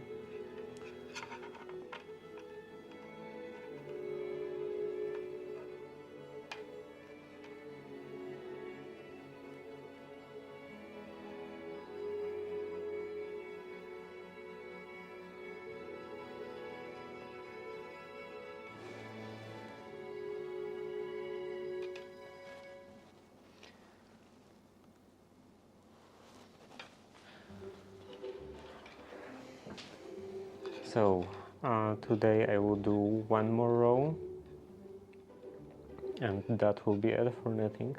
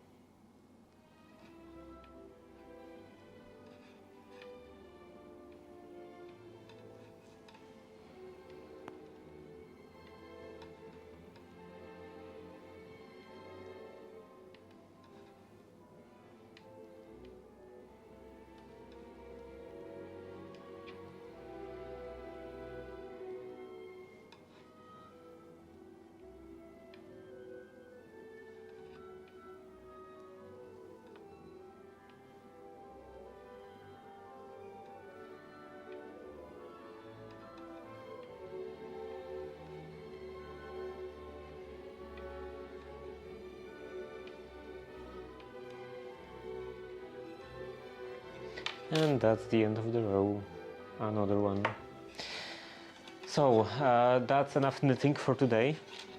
It's getting quite long already. And I will take a short bathroom break, and after I come back, I will play some Minecraft. Let's actually... What?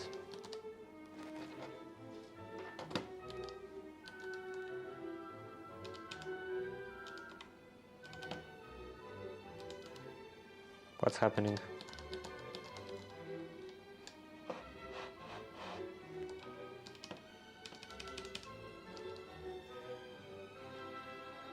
Am I doing something wrong? Nothing works. Maybe the USB cable got disconnected?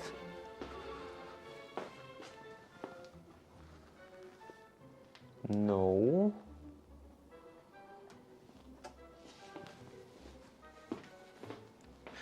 What's going on?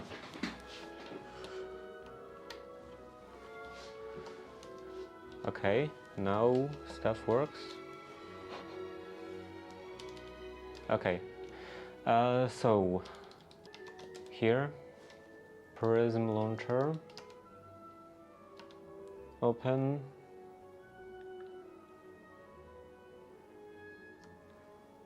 and a break, so be right back.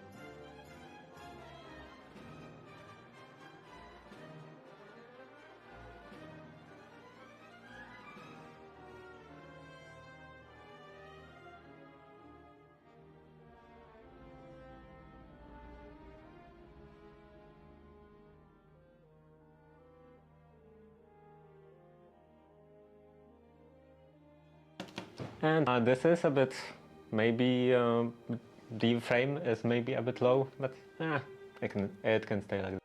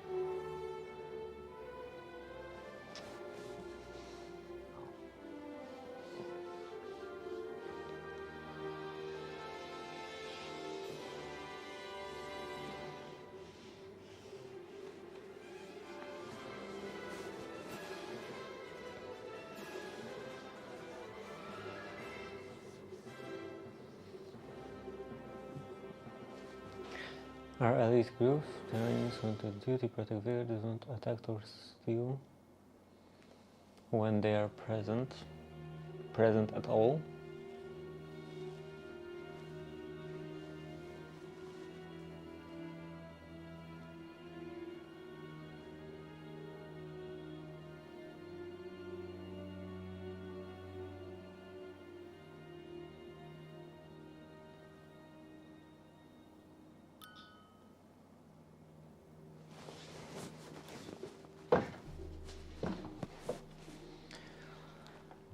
Okay, so daily claim.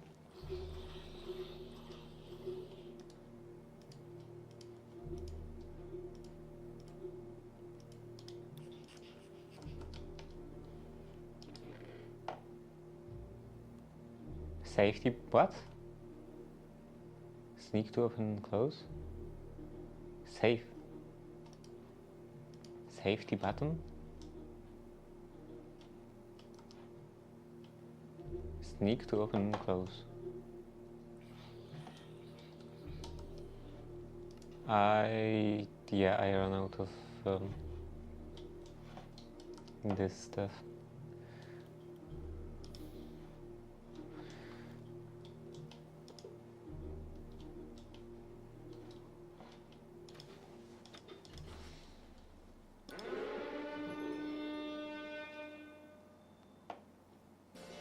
Okay.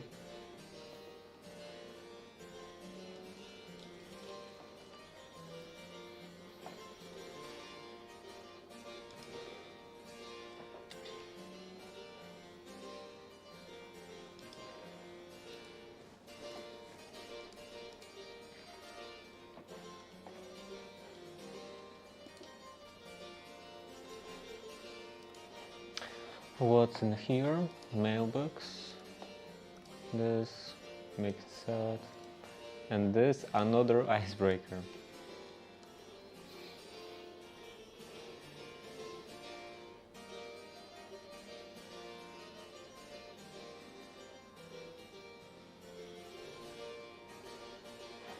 I think I'm just gonna avoid this. And this can go in here.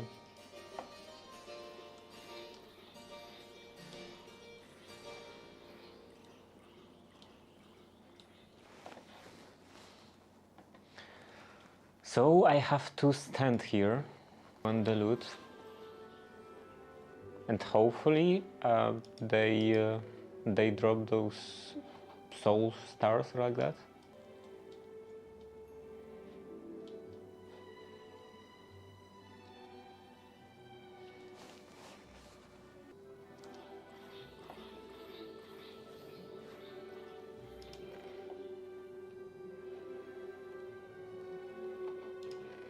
Can I make anything out of this? Wait. Okay.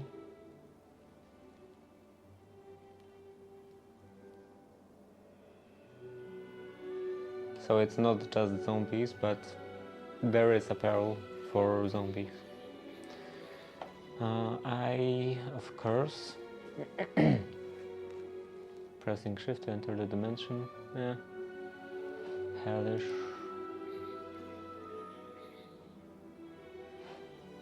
Swarm focus. What is this?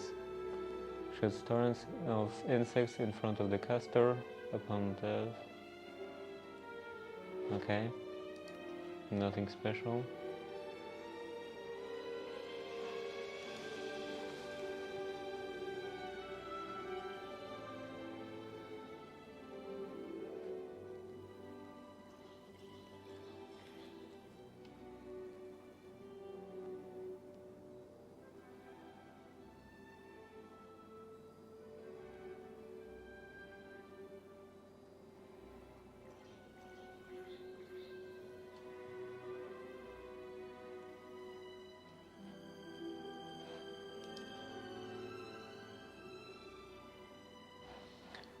Okay, so nothing special in here.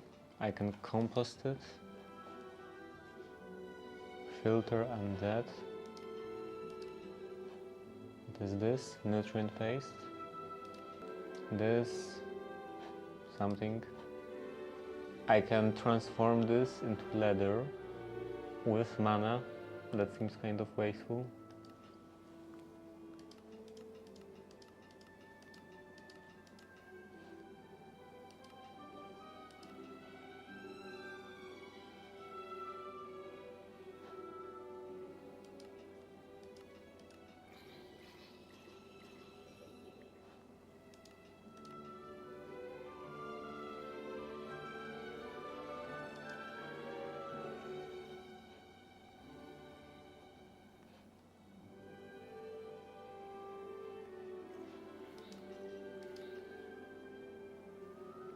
Maybe I could use this. This is just normal crafting. This rotten flesh repair kit.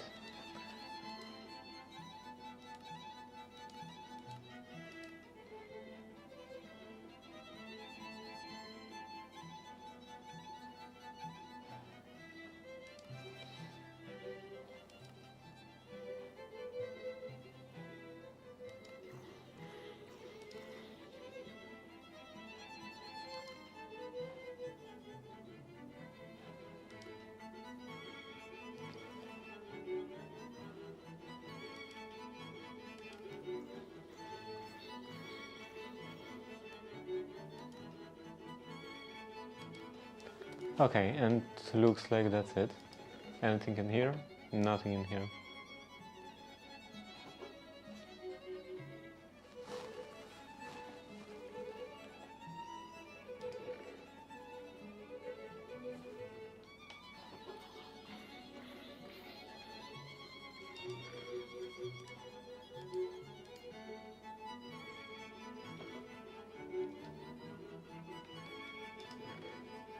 Okay, I'm going up.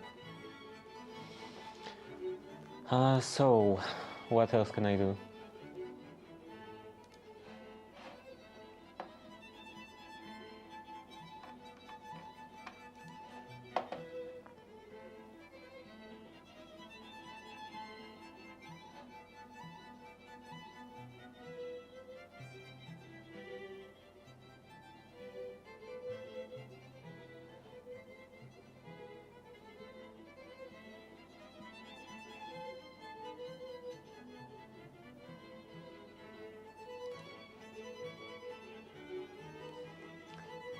Trash compactor. Trash compactor can be used to generate bottles of experience for waste materials.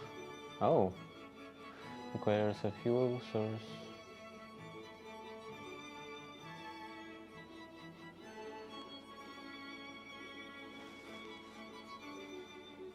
I should do this. I'm pretty sure I'm avoiding stuff in here.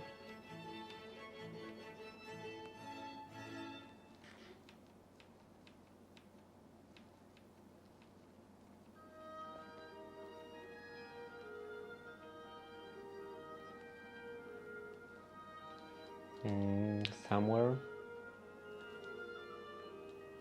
in here. and that's actually voiding. I'm not using it for anything.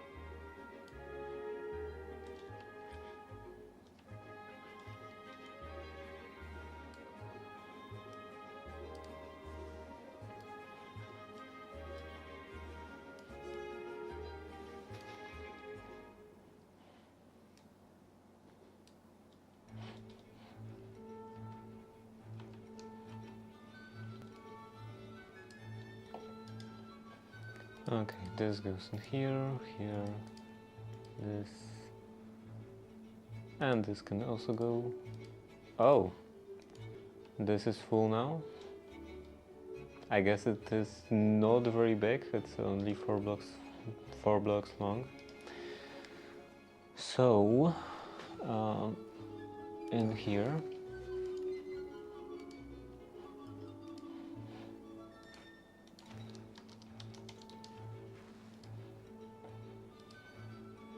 I don't have a lot of iron.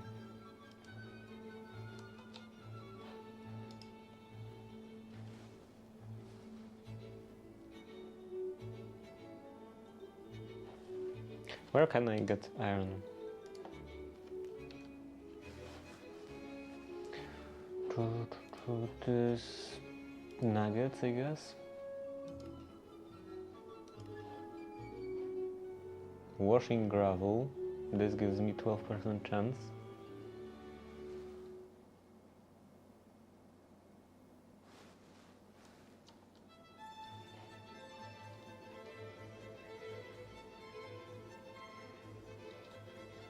And this should be empty now.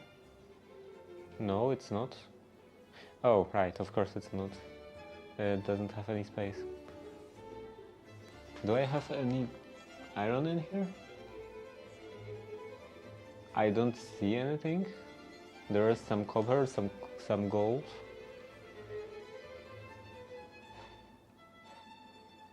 How about here? Okay.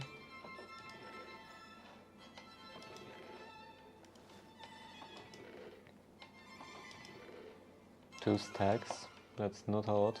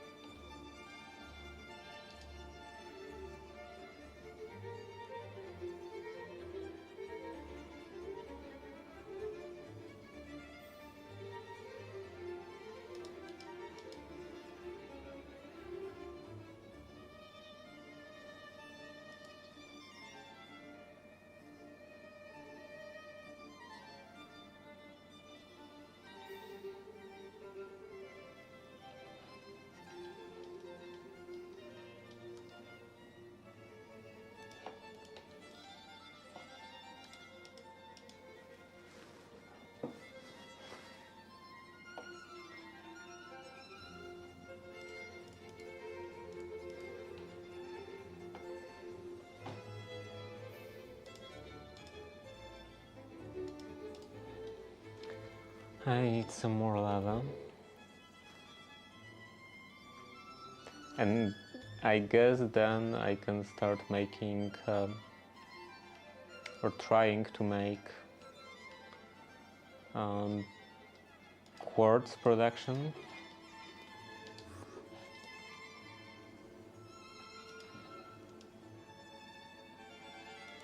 So I would have to start hunting sand.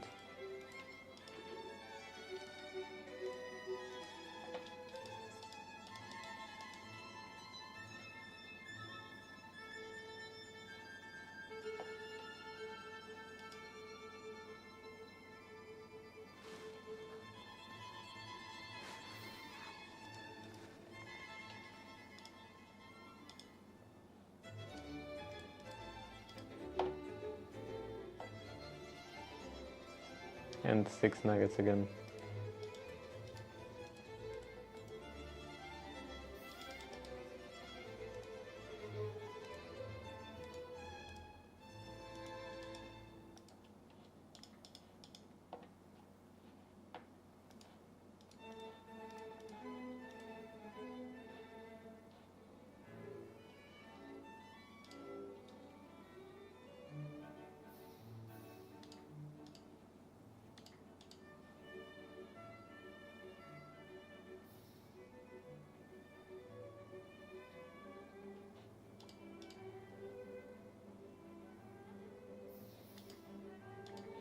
I'm gonna make hoppers.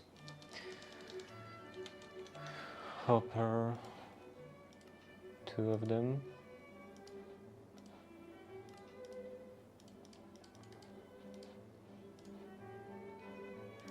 Right.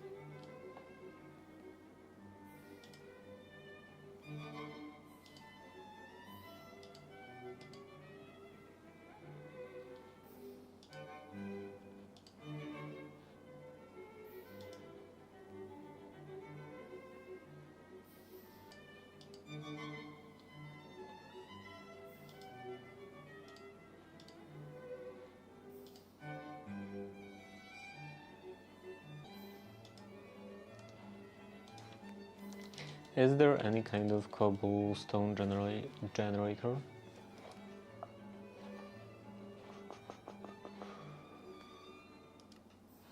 Doesn't look like anything is called like that.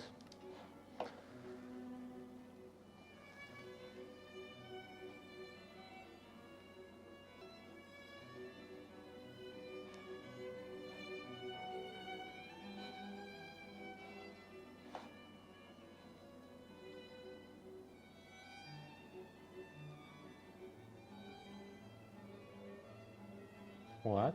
What is this? The living flame is a very rare item that can be found in a jungle temple or Becking Crazy Illager in a mansion. Do I know of any jungle brazier can be used to form a special multi-block?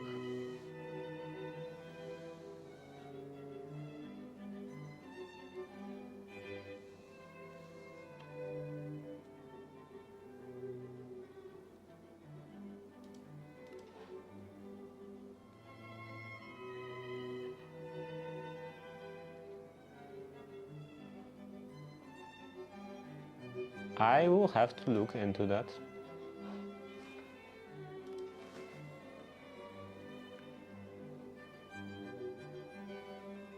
Stop monsters from spawning nearby. So is it like a sphere or a cylinder? Like, let's say it would be a radius of 10 blocks. Is it like 10 blocks around and just bedrock to the build limit? Or just a sphere, so 10 blocks down and 10 blocks up?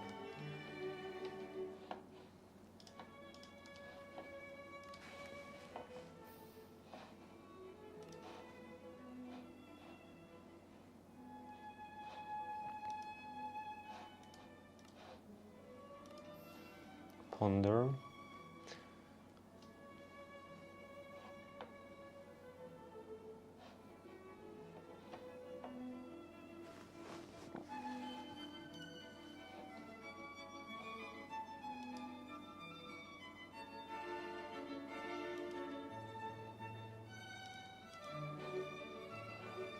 How many? 100 blocks radius?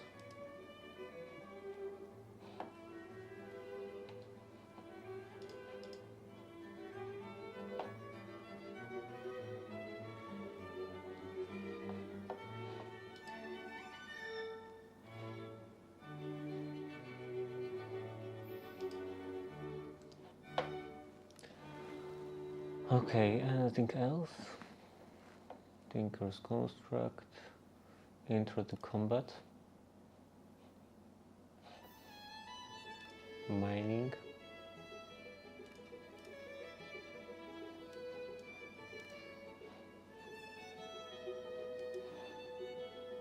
don't care about that. Fast Travel.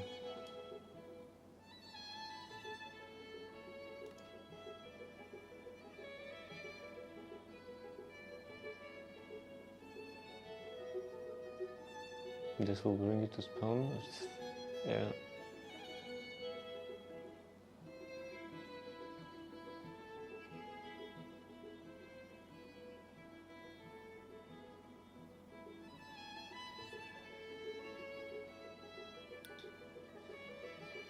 Okay.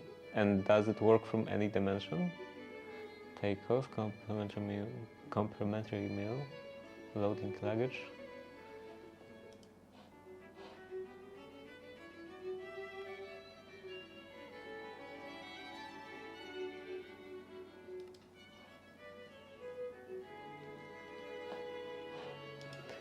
Okay, I have now some more iron. Yeah, let's put everything in here. And it's almost nighttime.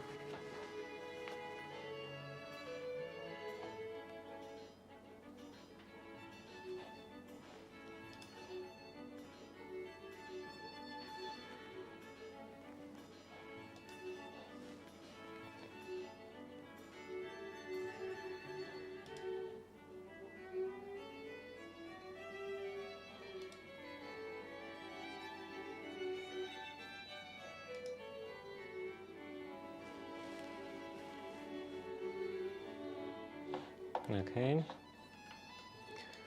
take this and some more item vaults.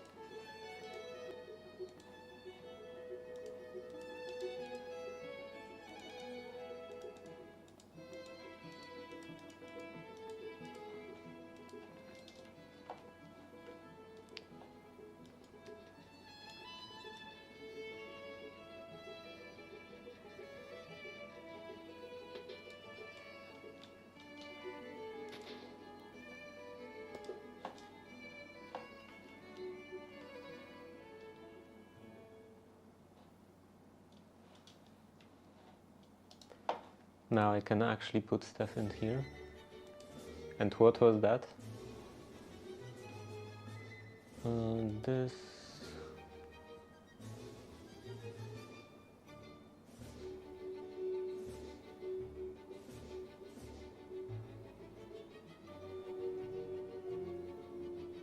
What?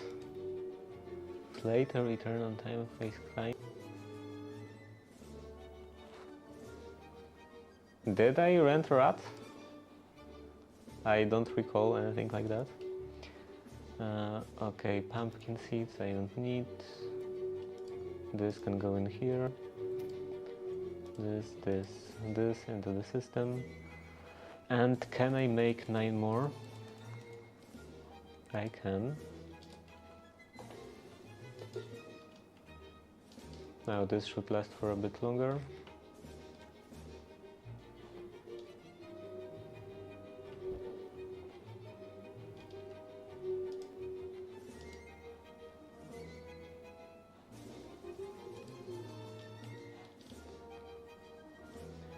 So what was I doing?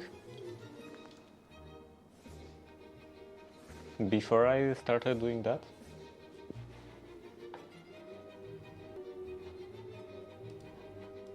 I wanted to check that. Thank you for traveling with Rat Air. Oh, when complete this quest, you will be automatically transported. It's a fast plane.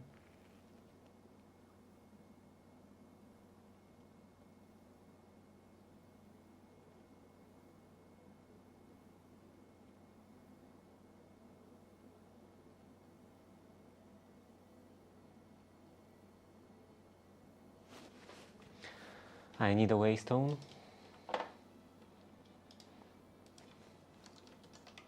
Wait, I don't have any waystones.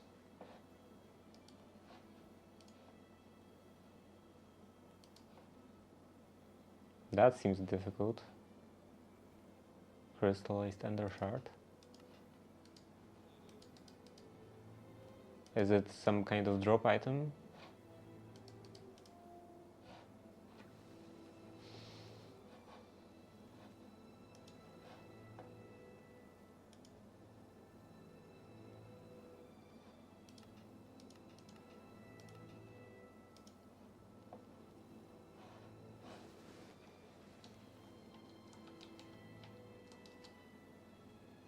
I really don't have any waystones. I'm pretty sure I should have one. Don't they give them for free? What is this?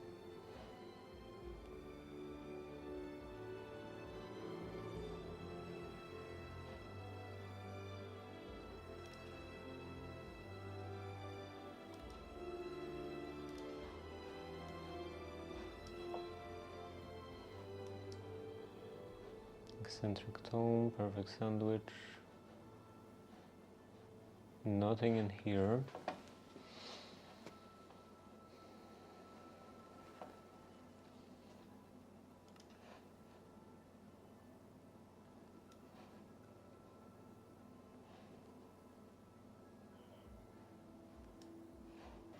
He also doesn't sell anything useful. Difficulty modes and progression farming.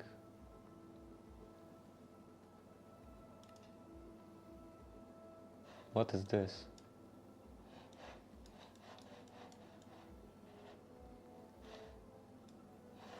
Okay. Animal snap. Dimension exploration.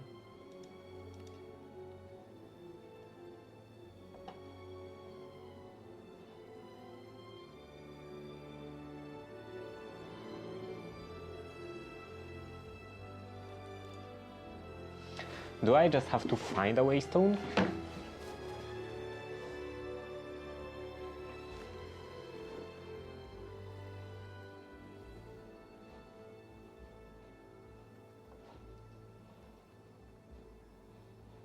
Where was that? Fast travel. This is not repeatable, right?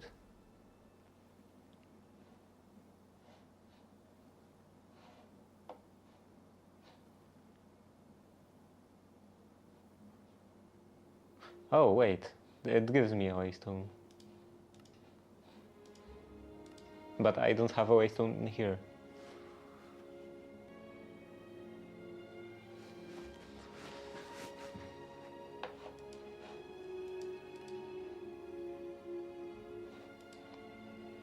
Yeah, I can't really do anything with just one waystone.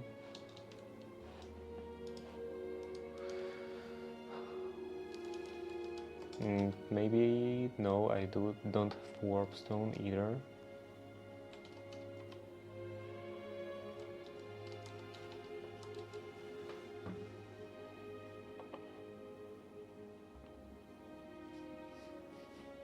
No waystones in here.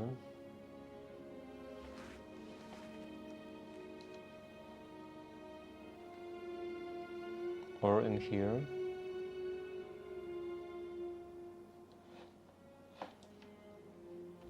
Oh, I do have waystone. Okay. I'm just stupid. I just didn't remember about that. Let's try this.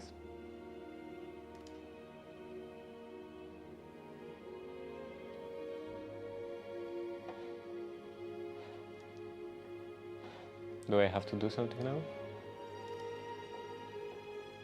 Cool down.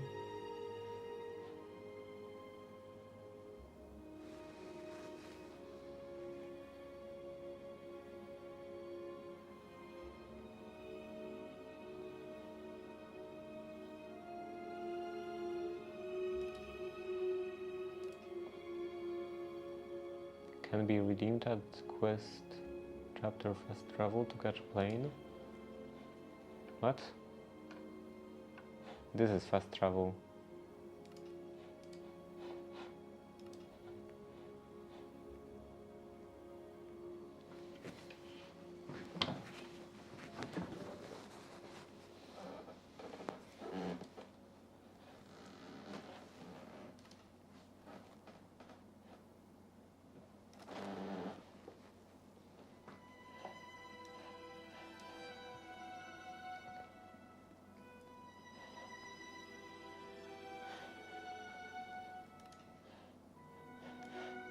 I'm confused by this chapter.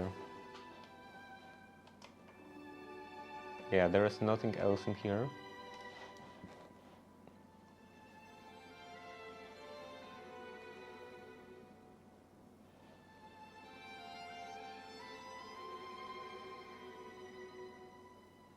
Nothing else I can click on.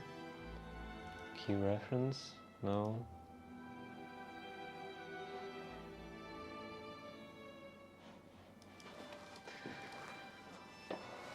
Can be redeemed at quest chapter fast travel to catch a plane.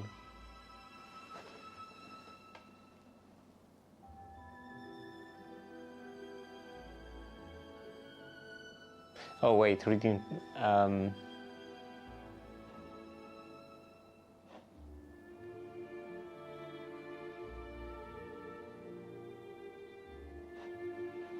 So I need to get that from somewhere else.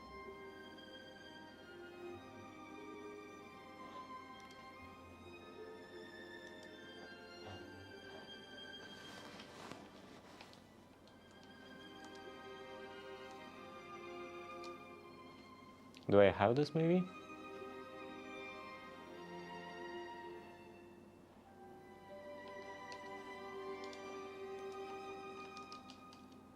No. Ticket? No tickets. Okay, that's a shame.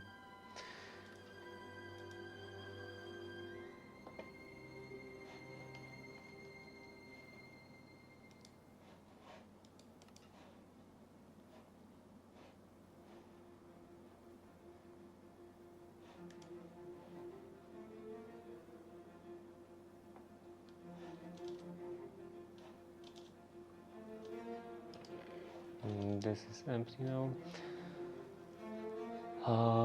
So I was looking for some cobblestone generator. I don't think there is a single block solution from here. It would be kind of weird, to be honest.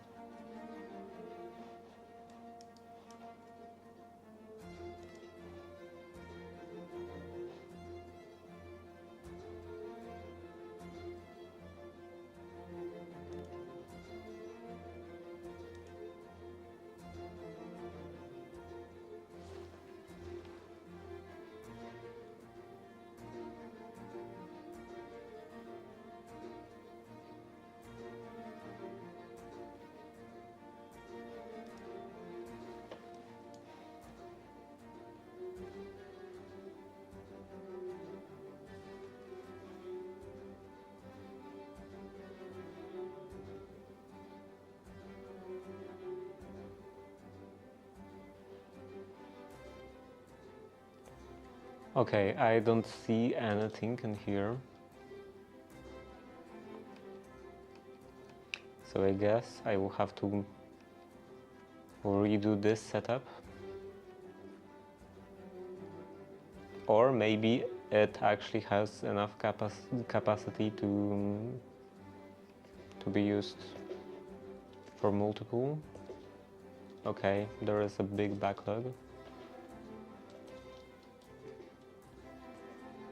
So I guess I can just use this.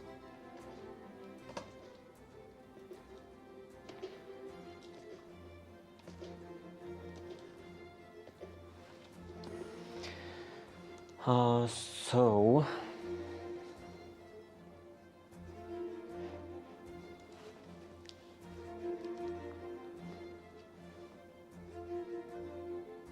yeah, I need to produce diorite.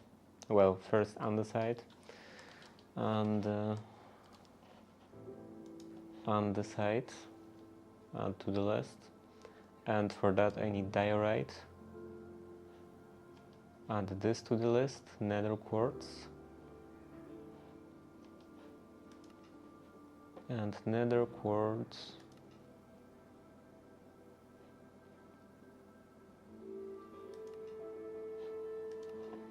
I can do like this.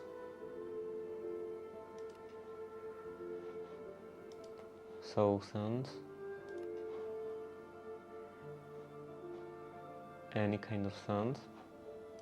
Bookmark this. So yeah, I need this setup.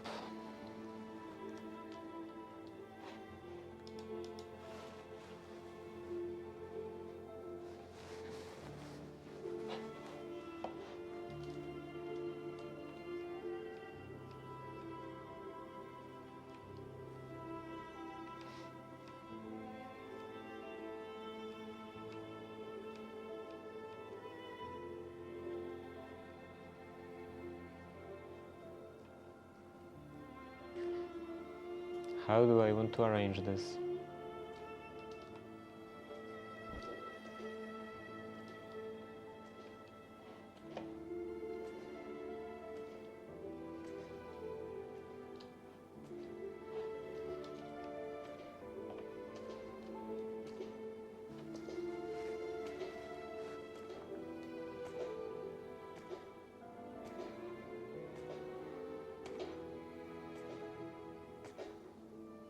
I guess I could split off the cobblestone in here maybe.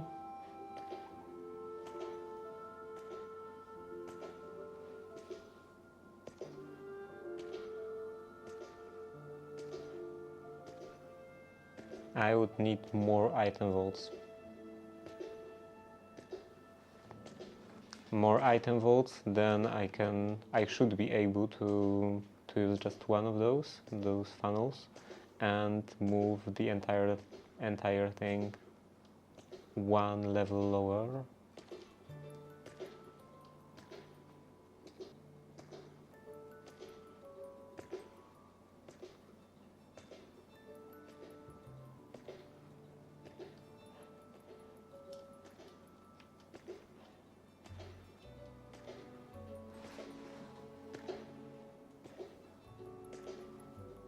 And then maybe in the front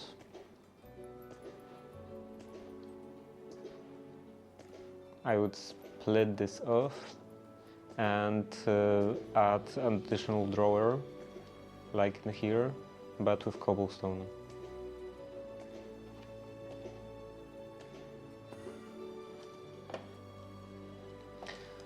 Okay.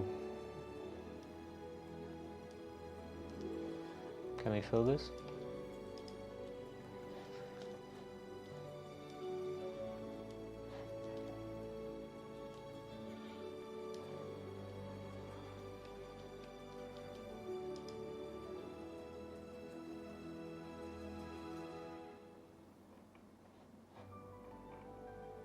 Card.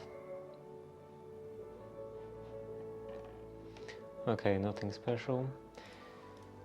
No noticeable effect.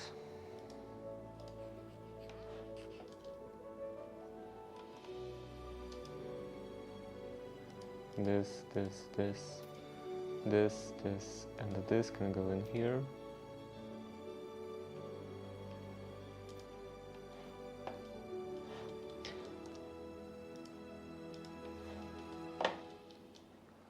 And then item vaults.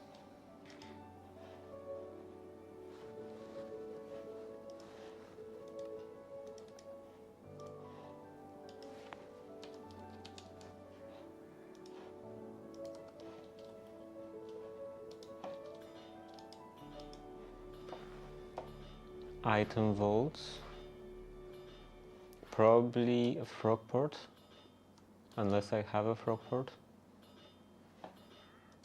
I have this, and a couple of frog ports. So yeah, everything in here is fine. I probably also have the drawers.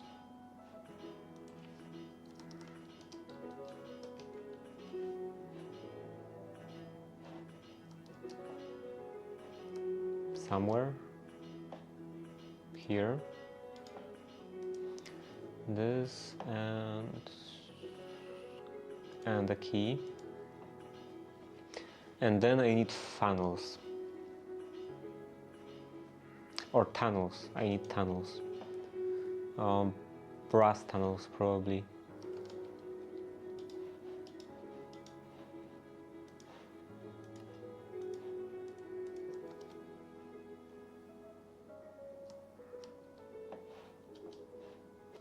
This is ready.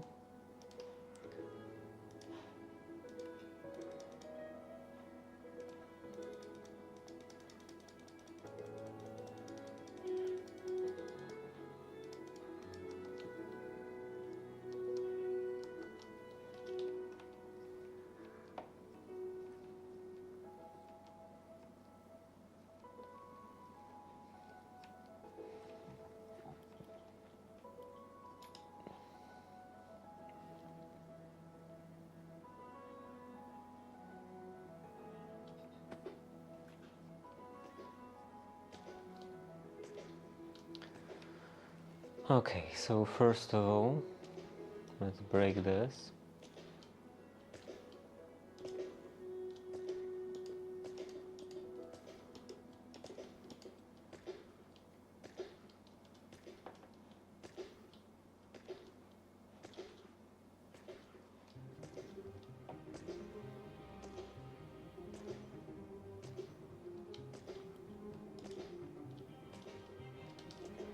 Does it power the... No. Yes, maybe?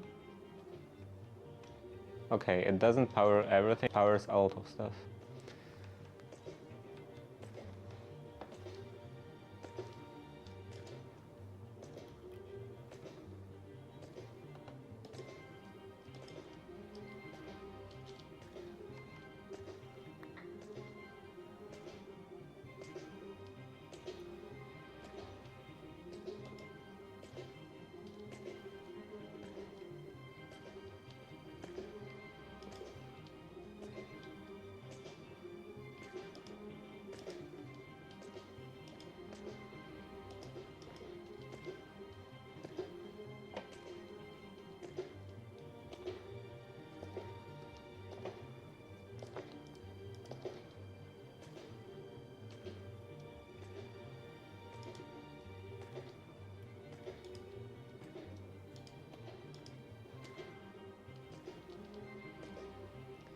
Here.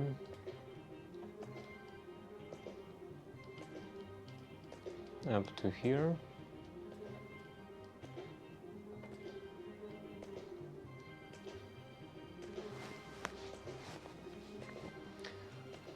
And then like this. I don't think I need this now.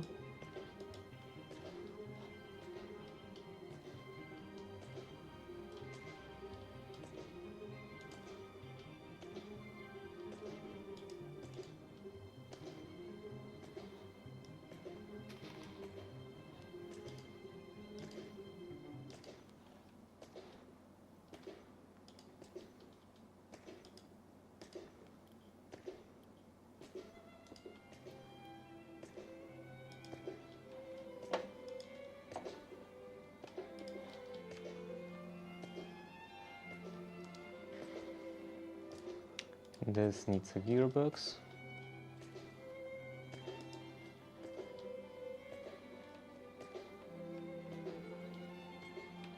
And this has to go one layer lower.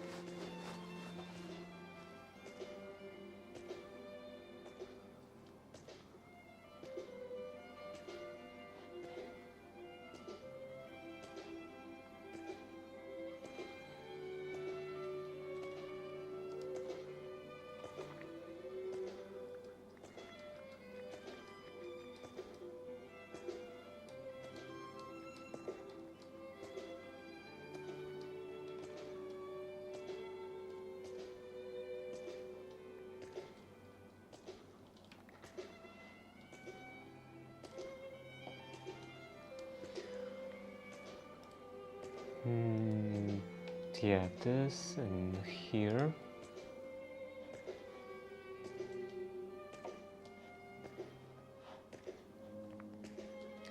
Then a brass tunnel in here.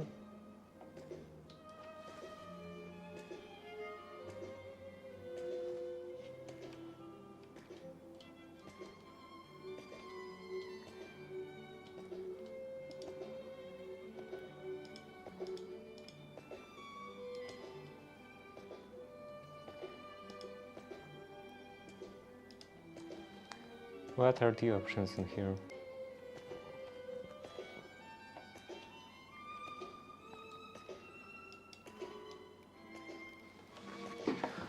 Split, first split, round robin, first round robin, prefer nearest.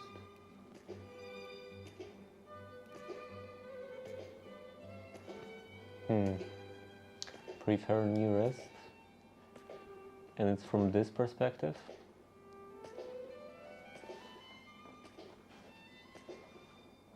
This is not near, this is nearest, and I don't think I do want to prefer this.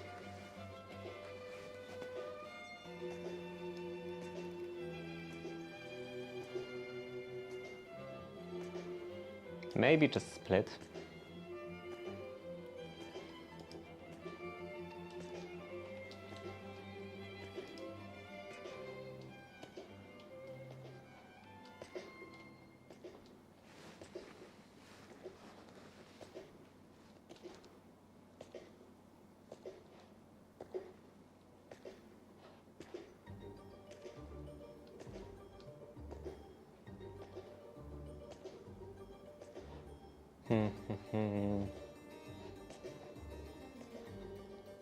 How to fit it in here?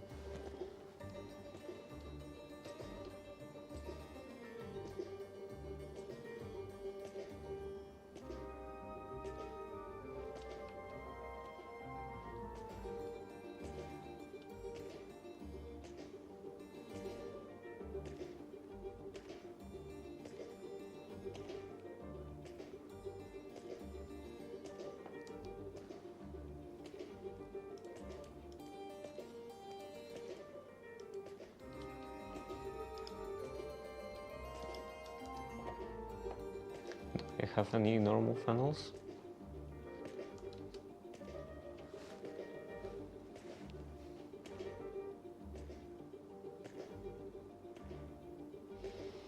I don't, and I'm one short on the funnel in here. There should be a brass funnel somewhere.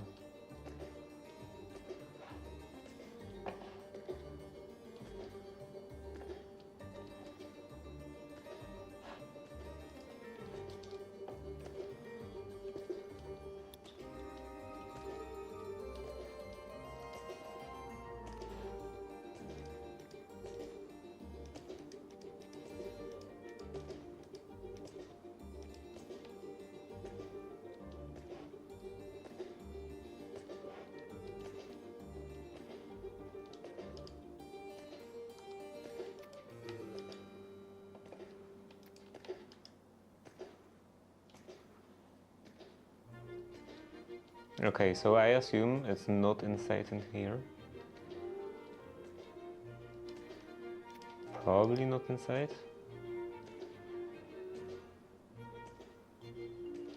Yeah, it doesn't seem to be.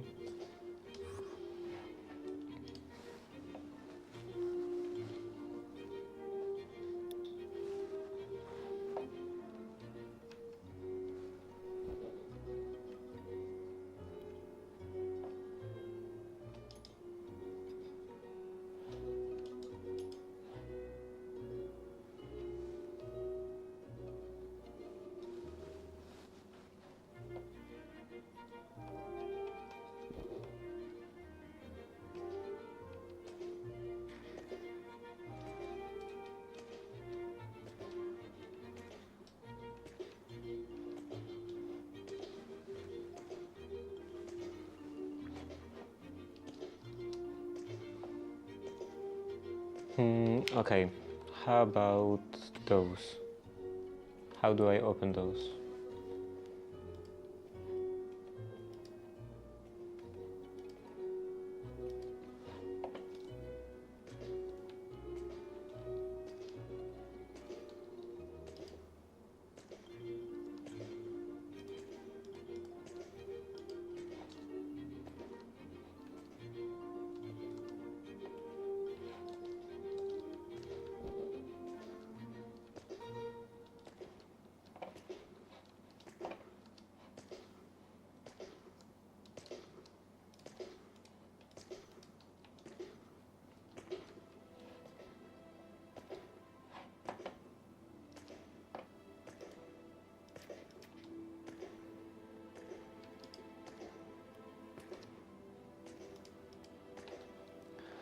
And the frog port.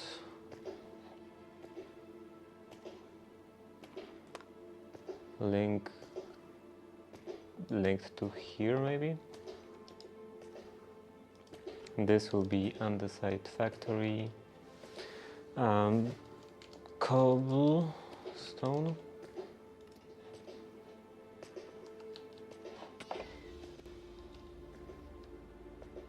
And then this should have a link. Not sure if this is correct. No, it should be. Okay, do I have any access to the amount of materials in here?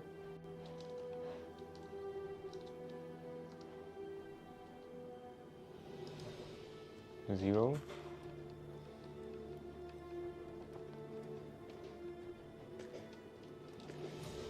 Okay, I have to now power this somehow.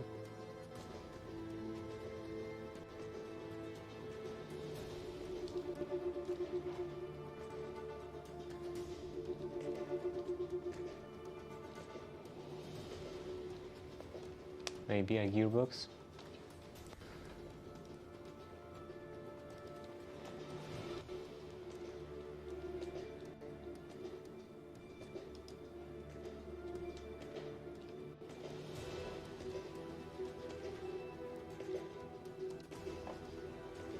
And then I need some block in here. So there it was.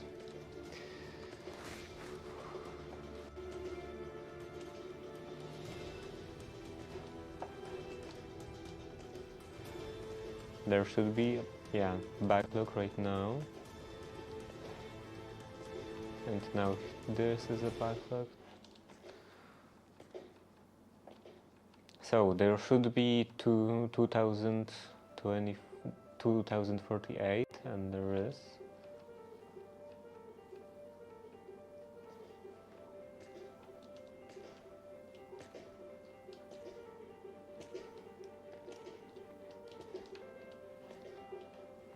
So I guess I can just leave this in here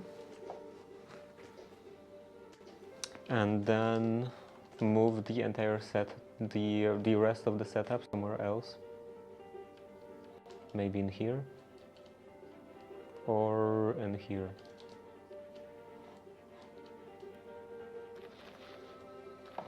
Seems like in here there is not a lot of space, not a lot of stuff filling the space.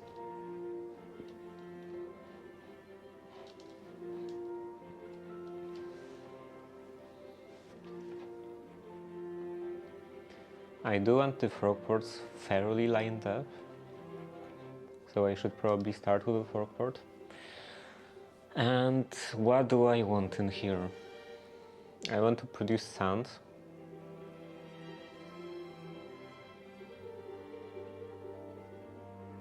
Yeah, probably just take sand, take gravel, run it through the pair of crushing wheels and produce sand, and then next to it, I guess,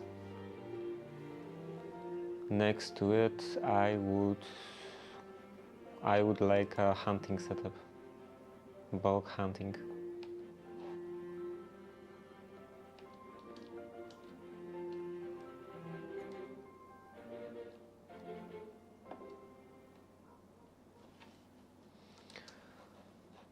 So this will be somewhere roughly in here. Maybe even closer.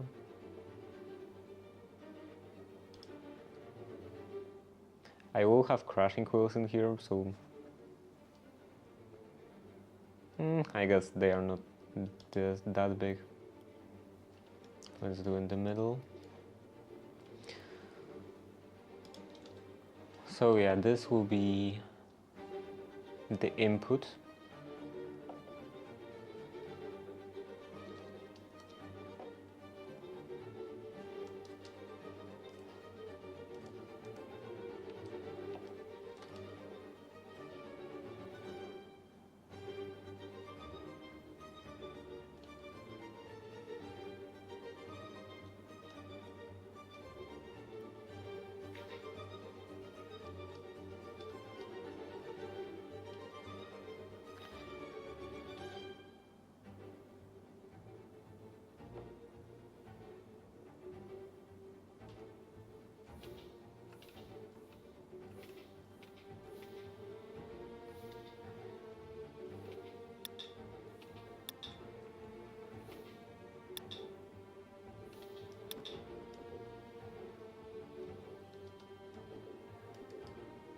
Too far away.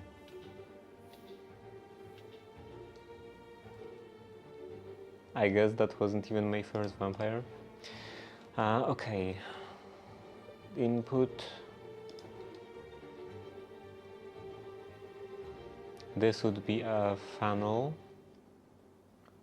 And I guess I can do crushing wheels immediately after. So in here. Then a turn.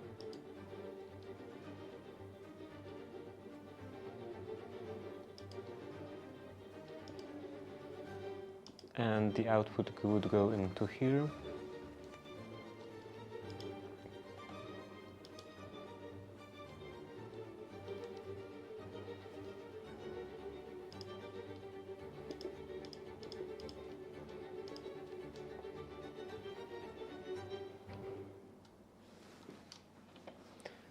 Gearbox.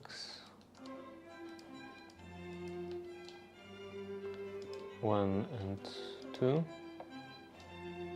So this will be spinning this direction, and that's perfect because I can just put the shaft in here and this will spin in this direction. Now here, how to power this?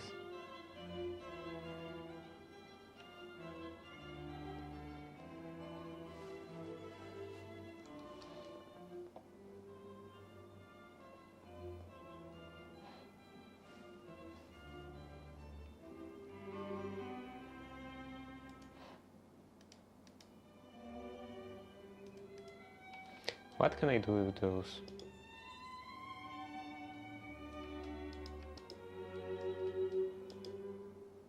This doesn't connect.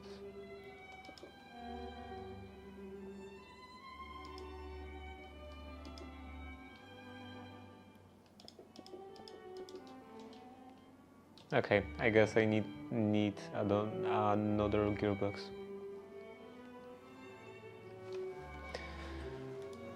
Where are gearboxes? The tail drives.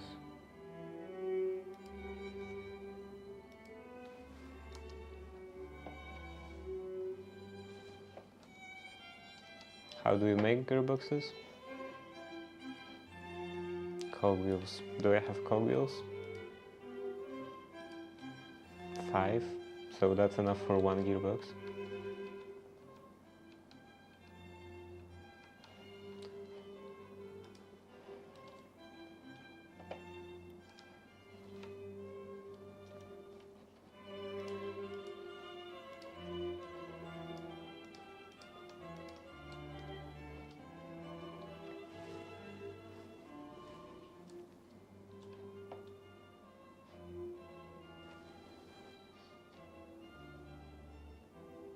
Yeah, this won't work if I put this in here. So I guess in here. Yeah, this will be correct. And in that case, I need to extend this belt.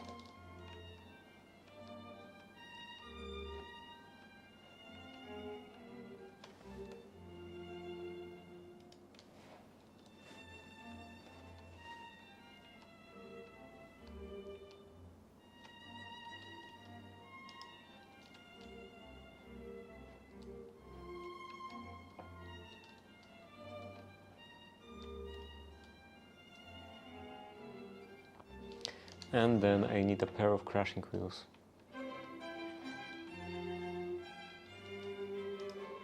Do I have crafters in here? Crafter. Mechanical crafters. Not in here. And not in here.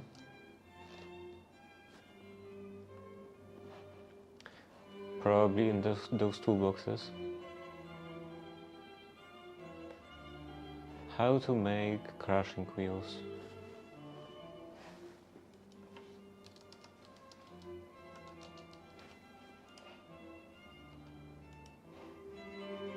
Some andesite, planks, and any kind of stone. I don't know if I have planks over there.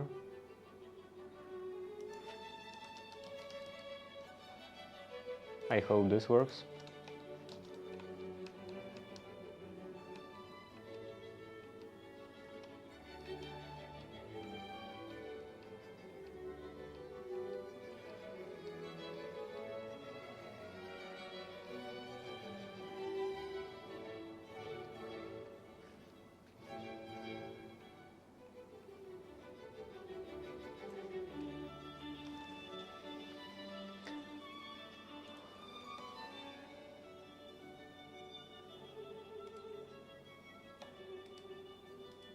Okay, mechanical crafters. And I can put this maybe over here.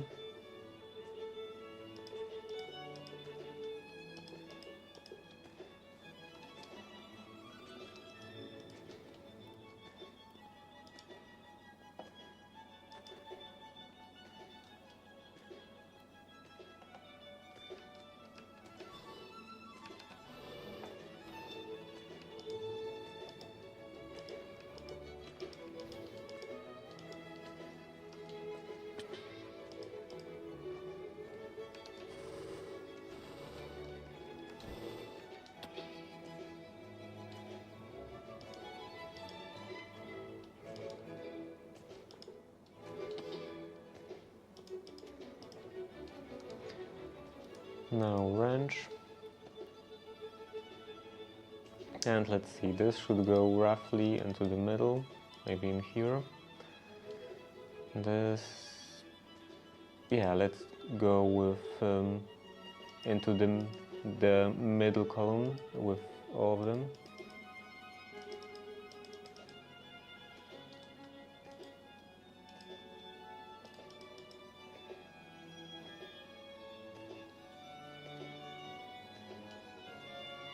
That should be fine. And then a big moment. Okay, I don't have cogwheels. I do have one cogwheel. Overstressed.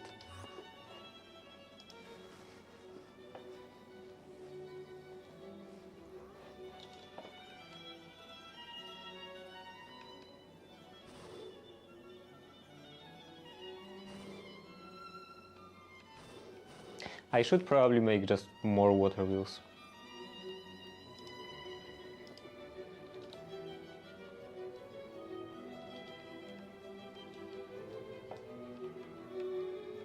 How expensive are they? Water wheel.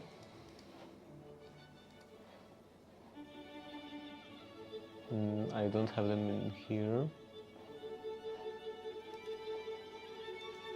Here, the big one.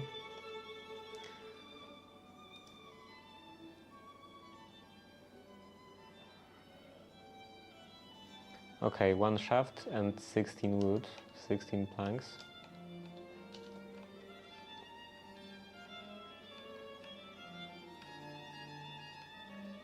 This is how much?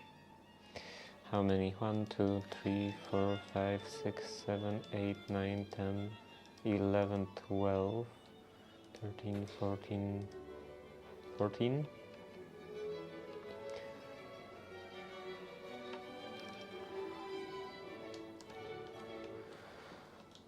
So 14 times 2 times 16 and divided by 64, 7 stacks.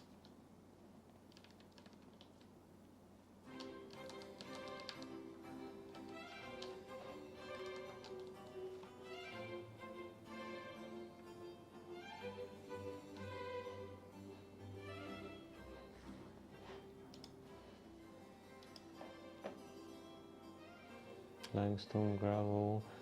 I don't think I will have this much wood. Manual planks.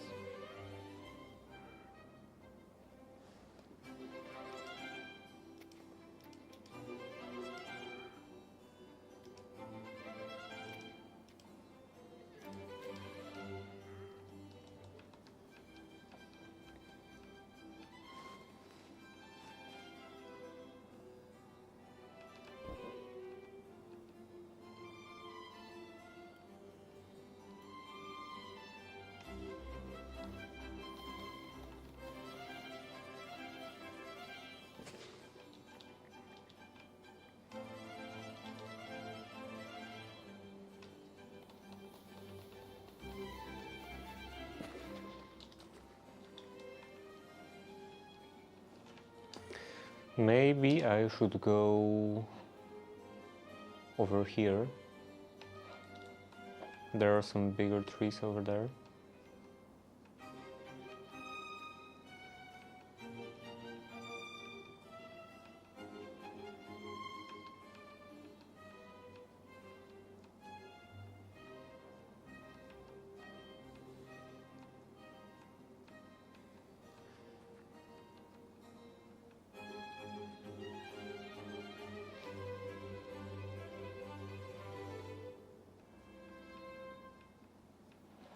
And how much does it increase the mining speed?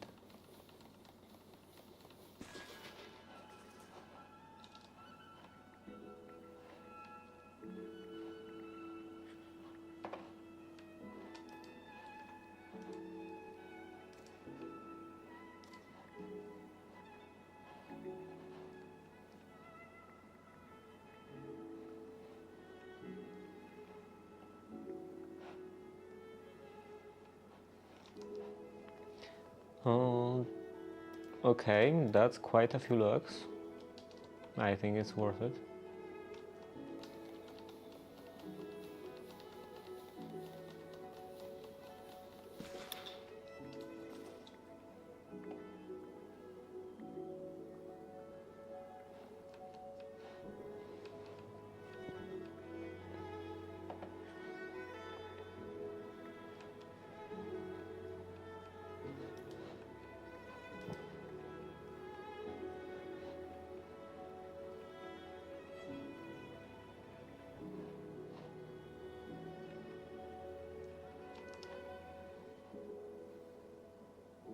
Maybe 1 or 2 more.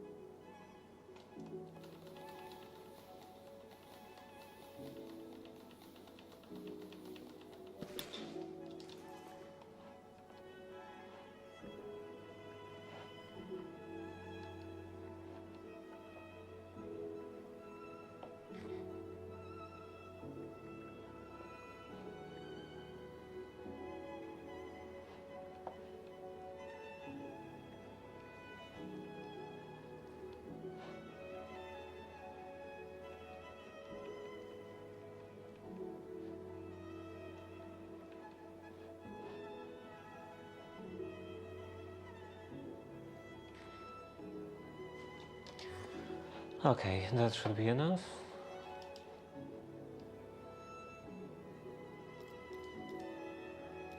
Oh, clog.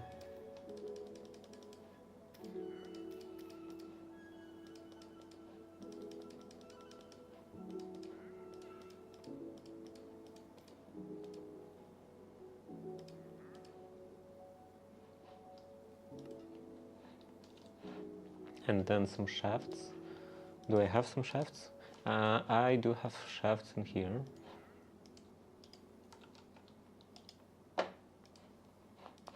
Put this in here. Couple of those. 14, so 28.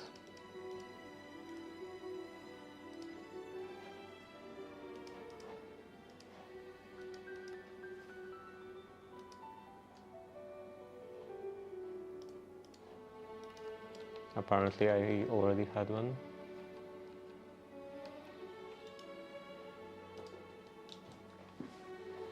And water.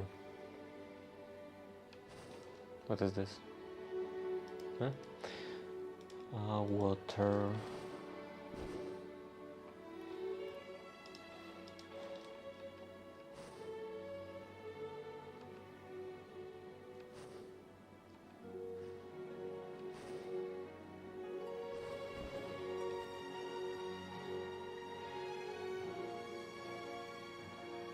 What happened in here? Oh, because it's overstressed. Anyway.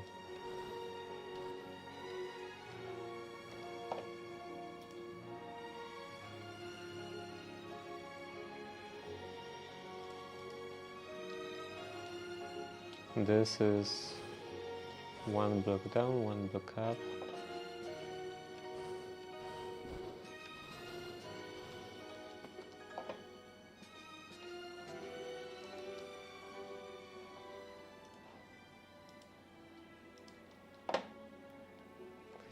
One.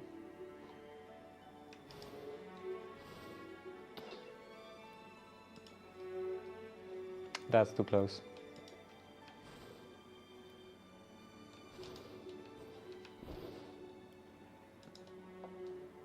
Okay, that's still not perfect, but I think it's good enough.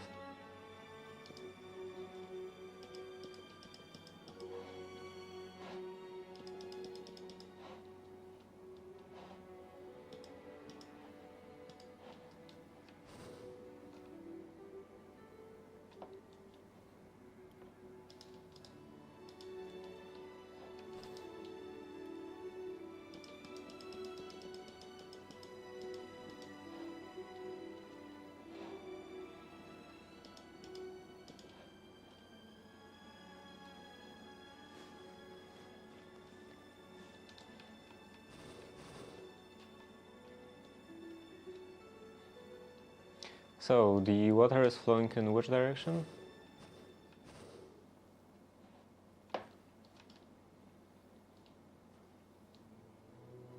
Actually, maybe I should even get rid of that water. That bottom water. Yeah, especially considering that it turns like this.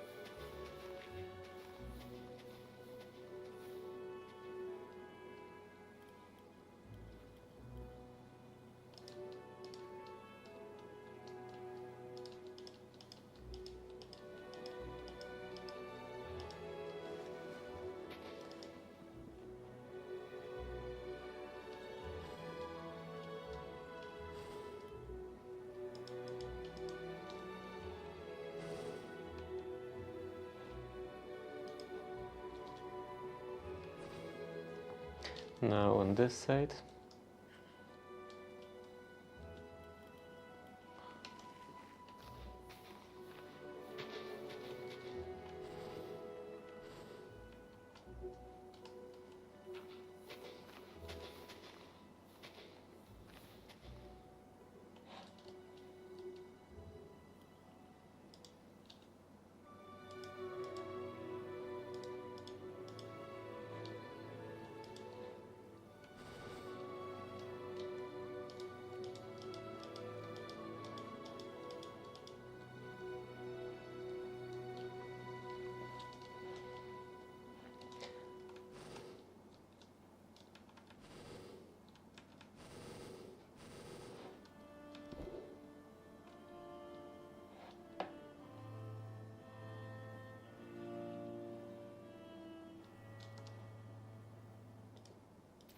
Okay, some planks. Oh, I didn't want to do that, and I didn't know that that was a thing, but I guess if I did that to one of them, then I will do it to all of them.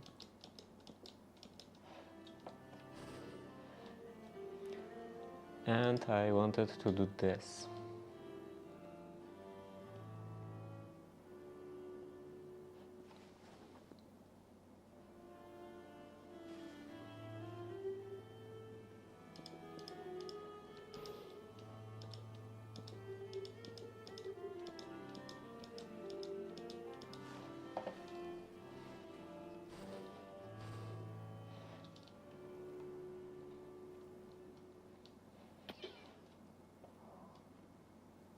Yeah, this now won't work.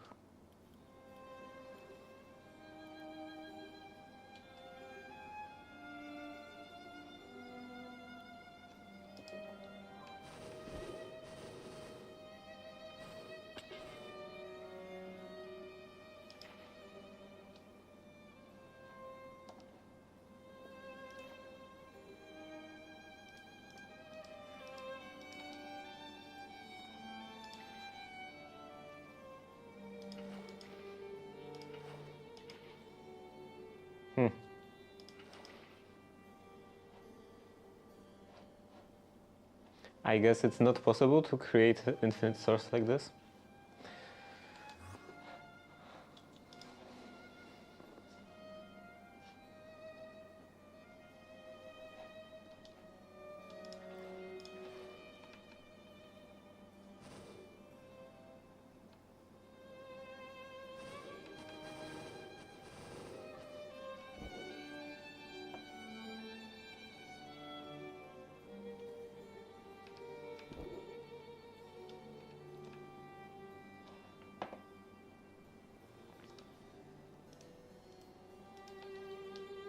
How about blocking it?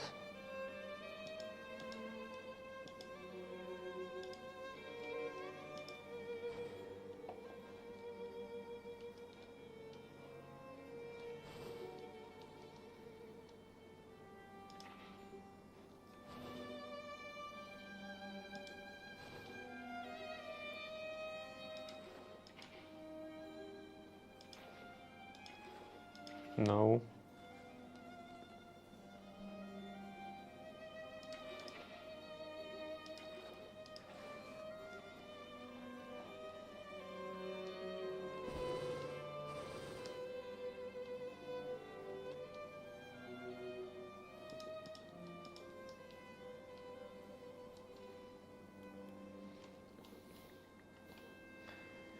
How about in here?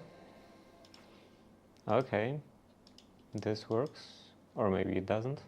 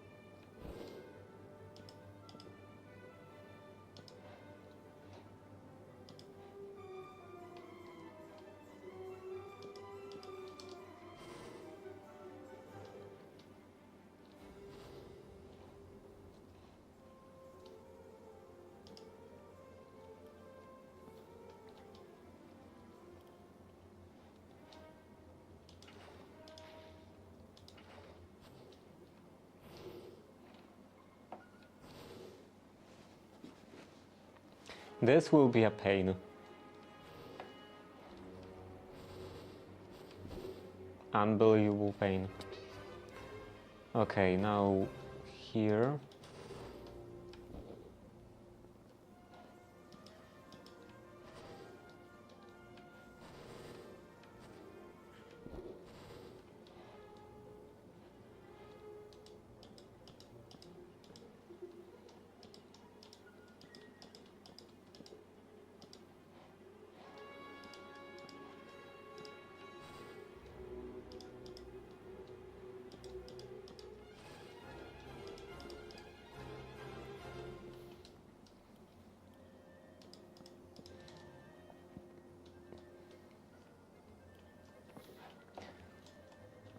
Now I don't need this.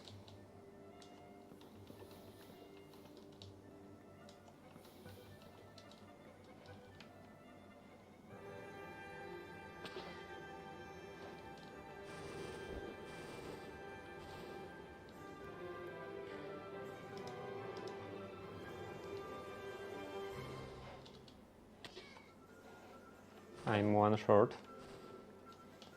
Too short.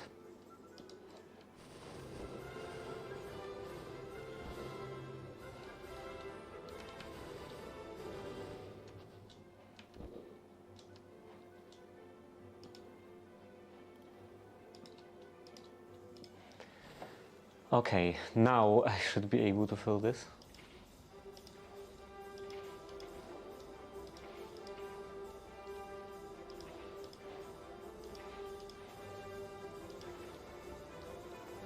And then I can break the middle block.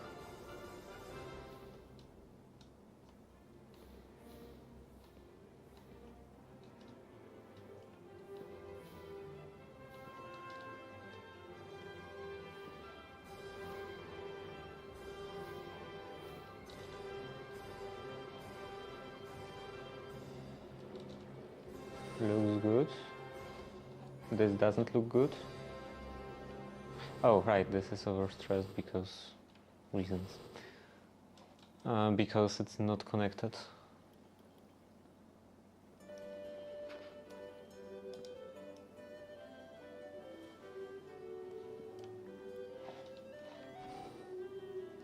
Okay, how about the front?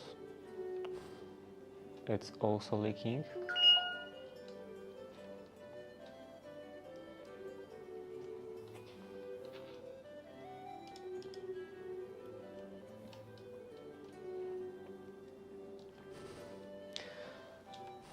Okay, now I need more encased chain drives or belts, and I don't have either.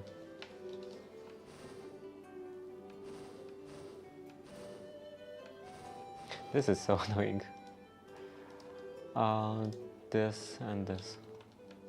That's better.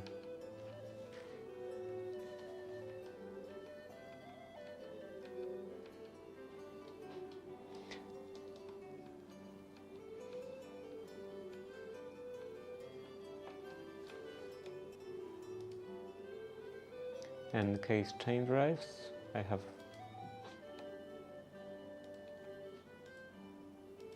couple of those. And then I need one gearbox.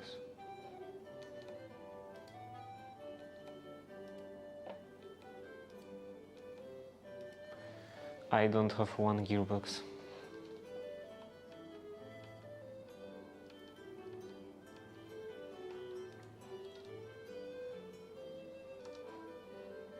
I do have shafts and this.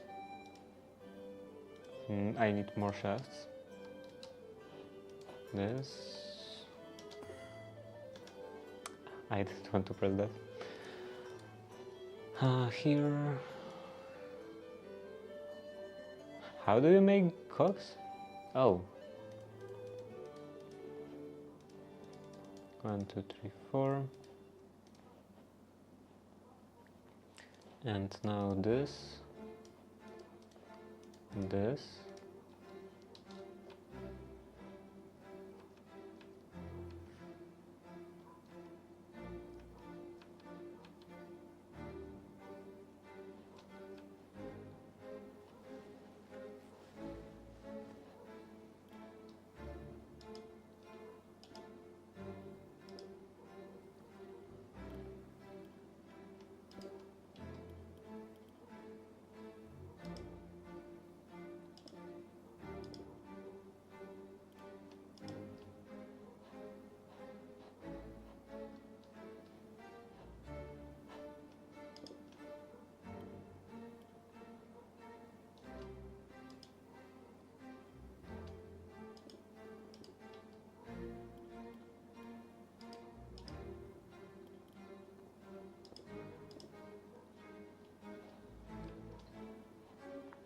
And now I have to connect those two.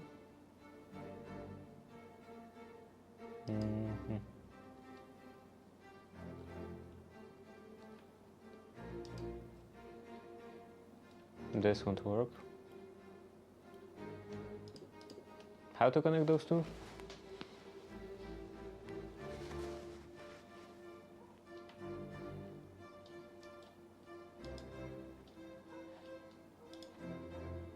Okay.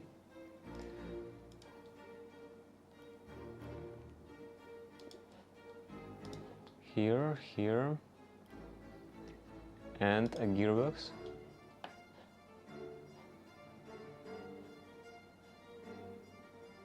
And it even spins in the correct direction. So it's at 125, I think. Yeah, this is the correct direction. 125.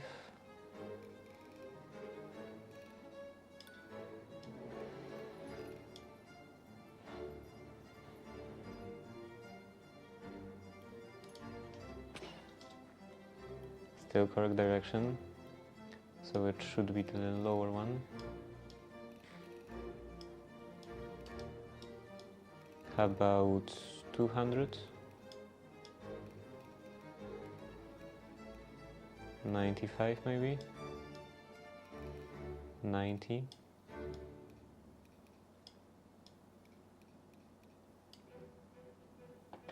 193?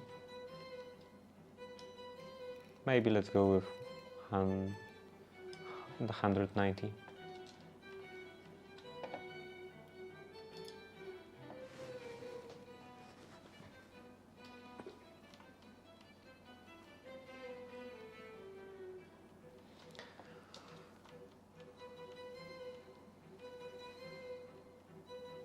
Okay, so this should work now. I almost forgot that I was doing this. This stone and andesite alloy.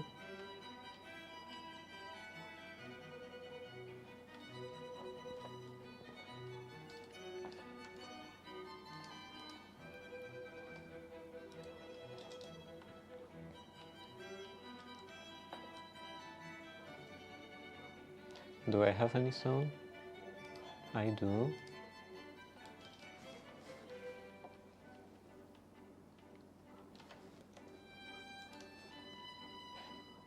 I didn't want to do all of that. Put away all of that.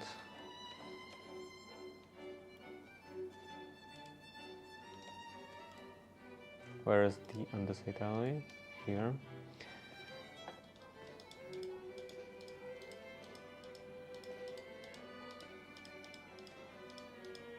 Something like this. Then here, planks around, and stone in the middle. That was quick.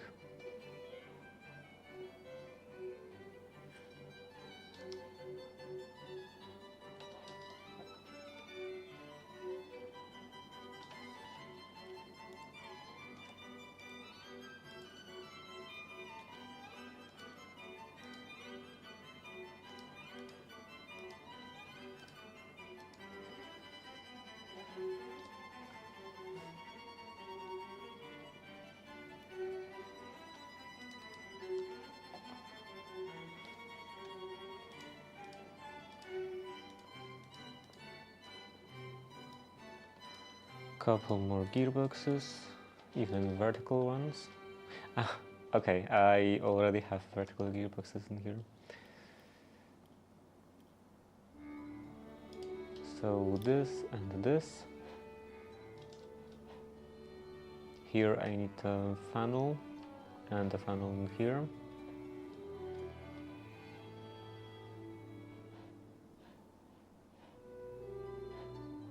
I guess I could now take some energy from here.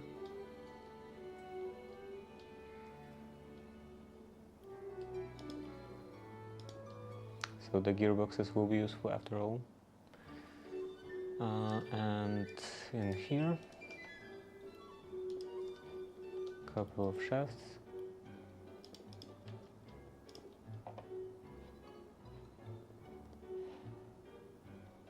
This is not the correct direction.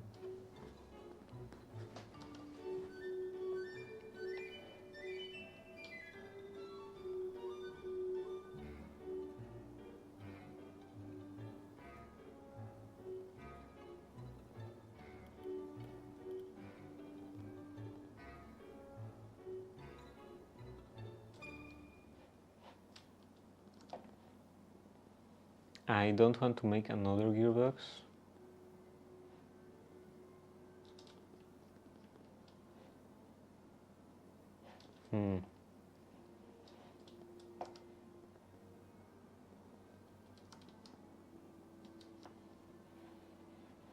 And I don't have anything else in here. So I will connect. I won't do anything with this anyway today, so I will connect that tomorrow. Because it's past the time for ending the stream, and at starting soon I can't snooze anymore. So yeah, I will be back tomorrow with some more, maybe some more knitting, or maybe I will actually start making spats. I will think about this. I will do something tomorrow. So yeah, that's it for today. See you tomorrow. Bye.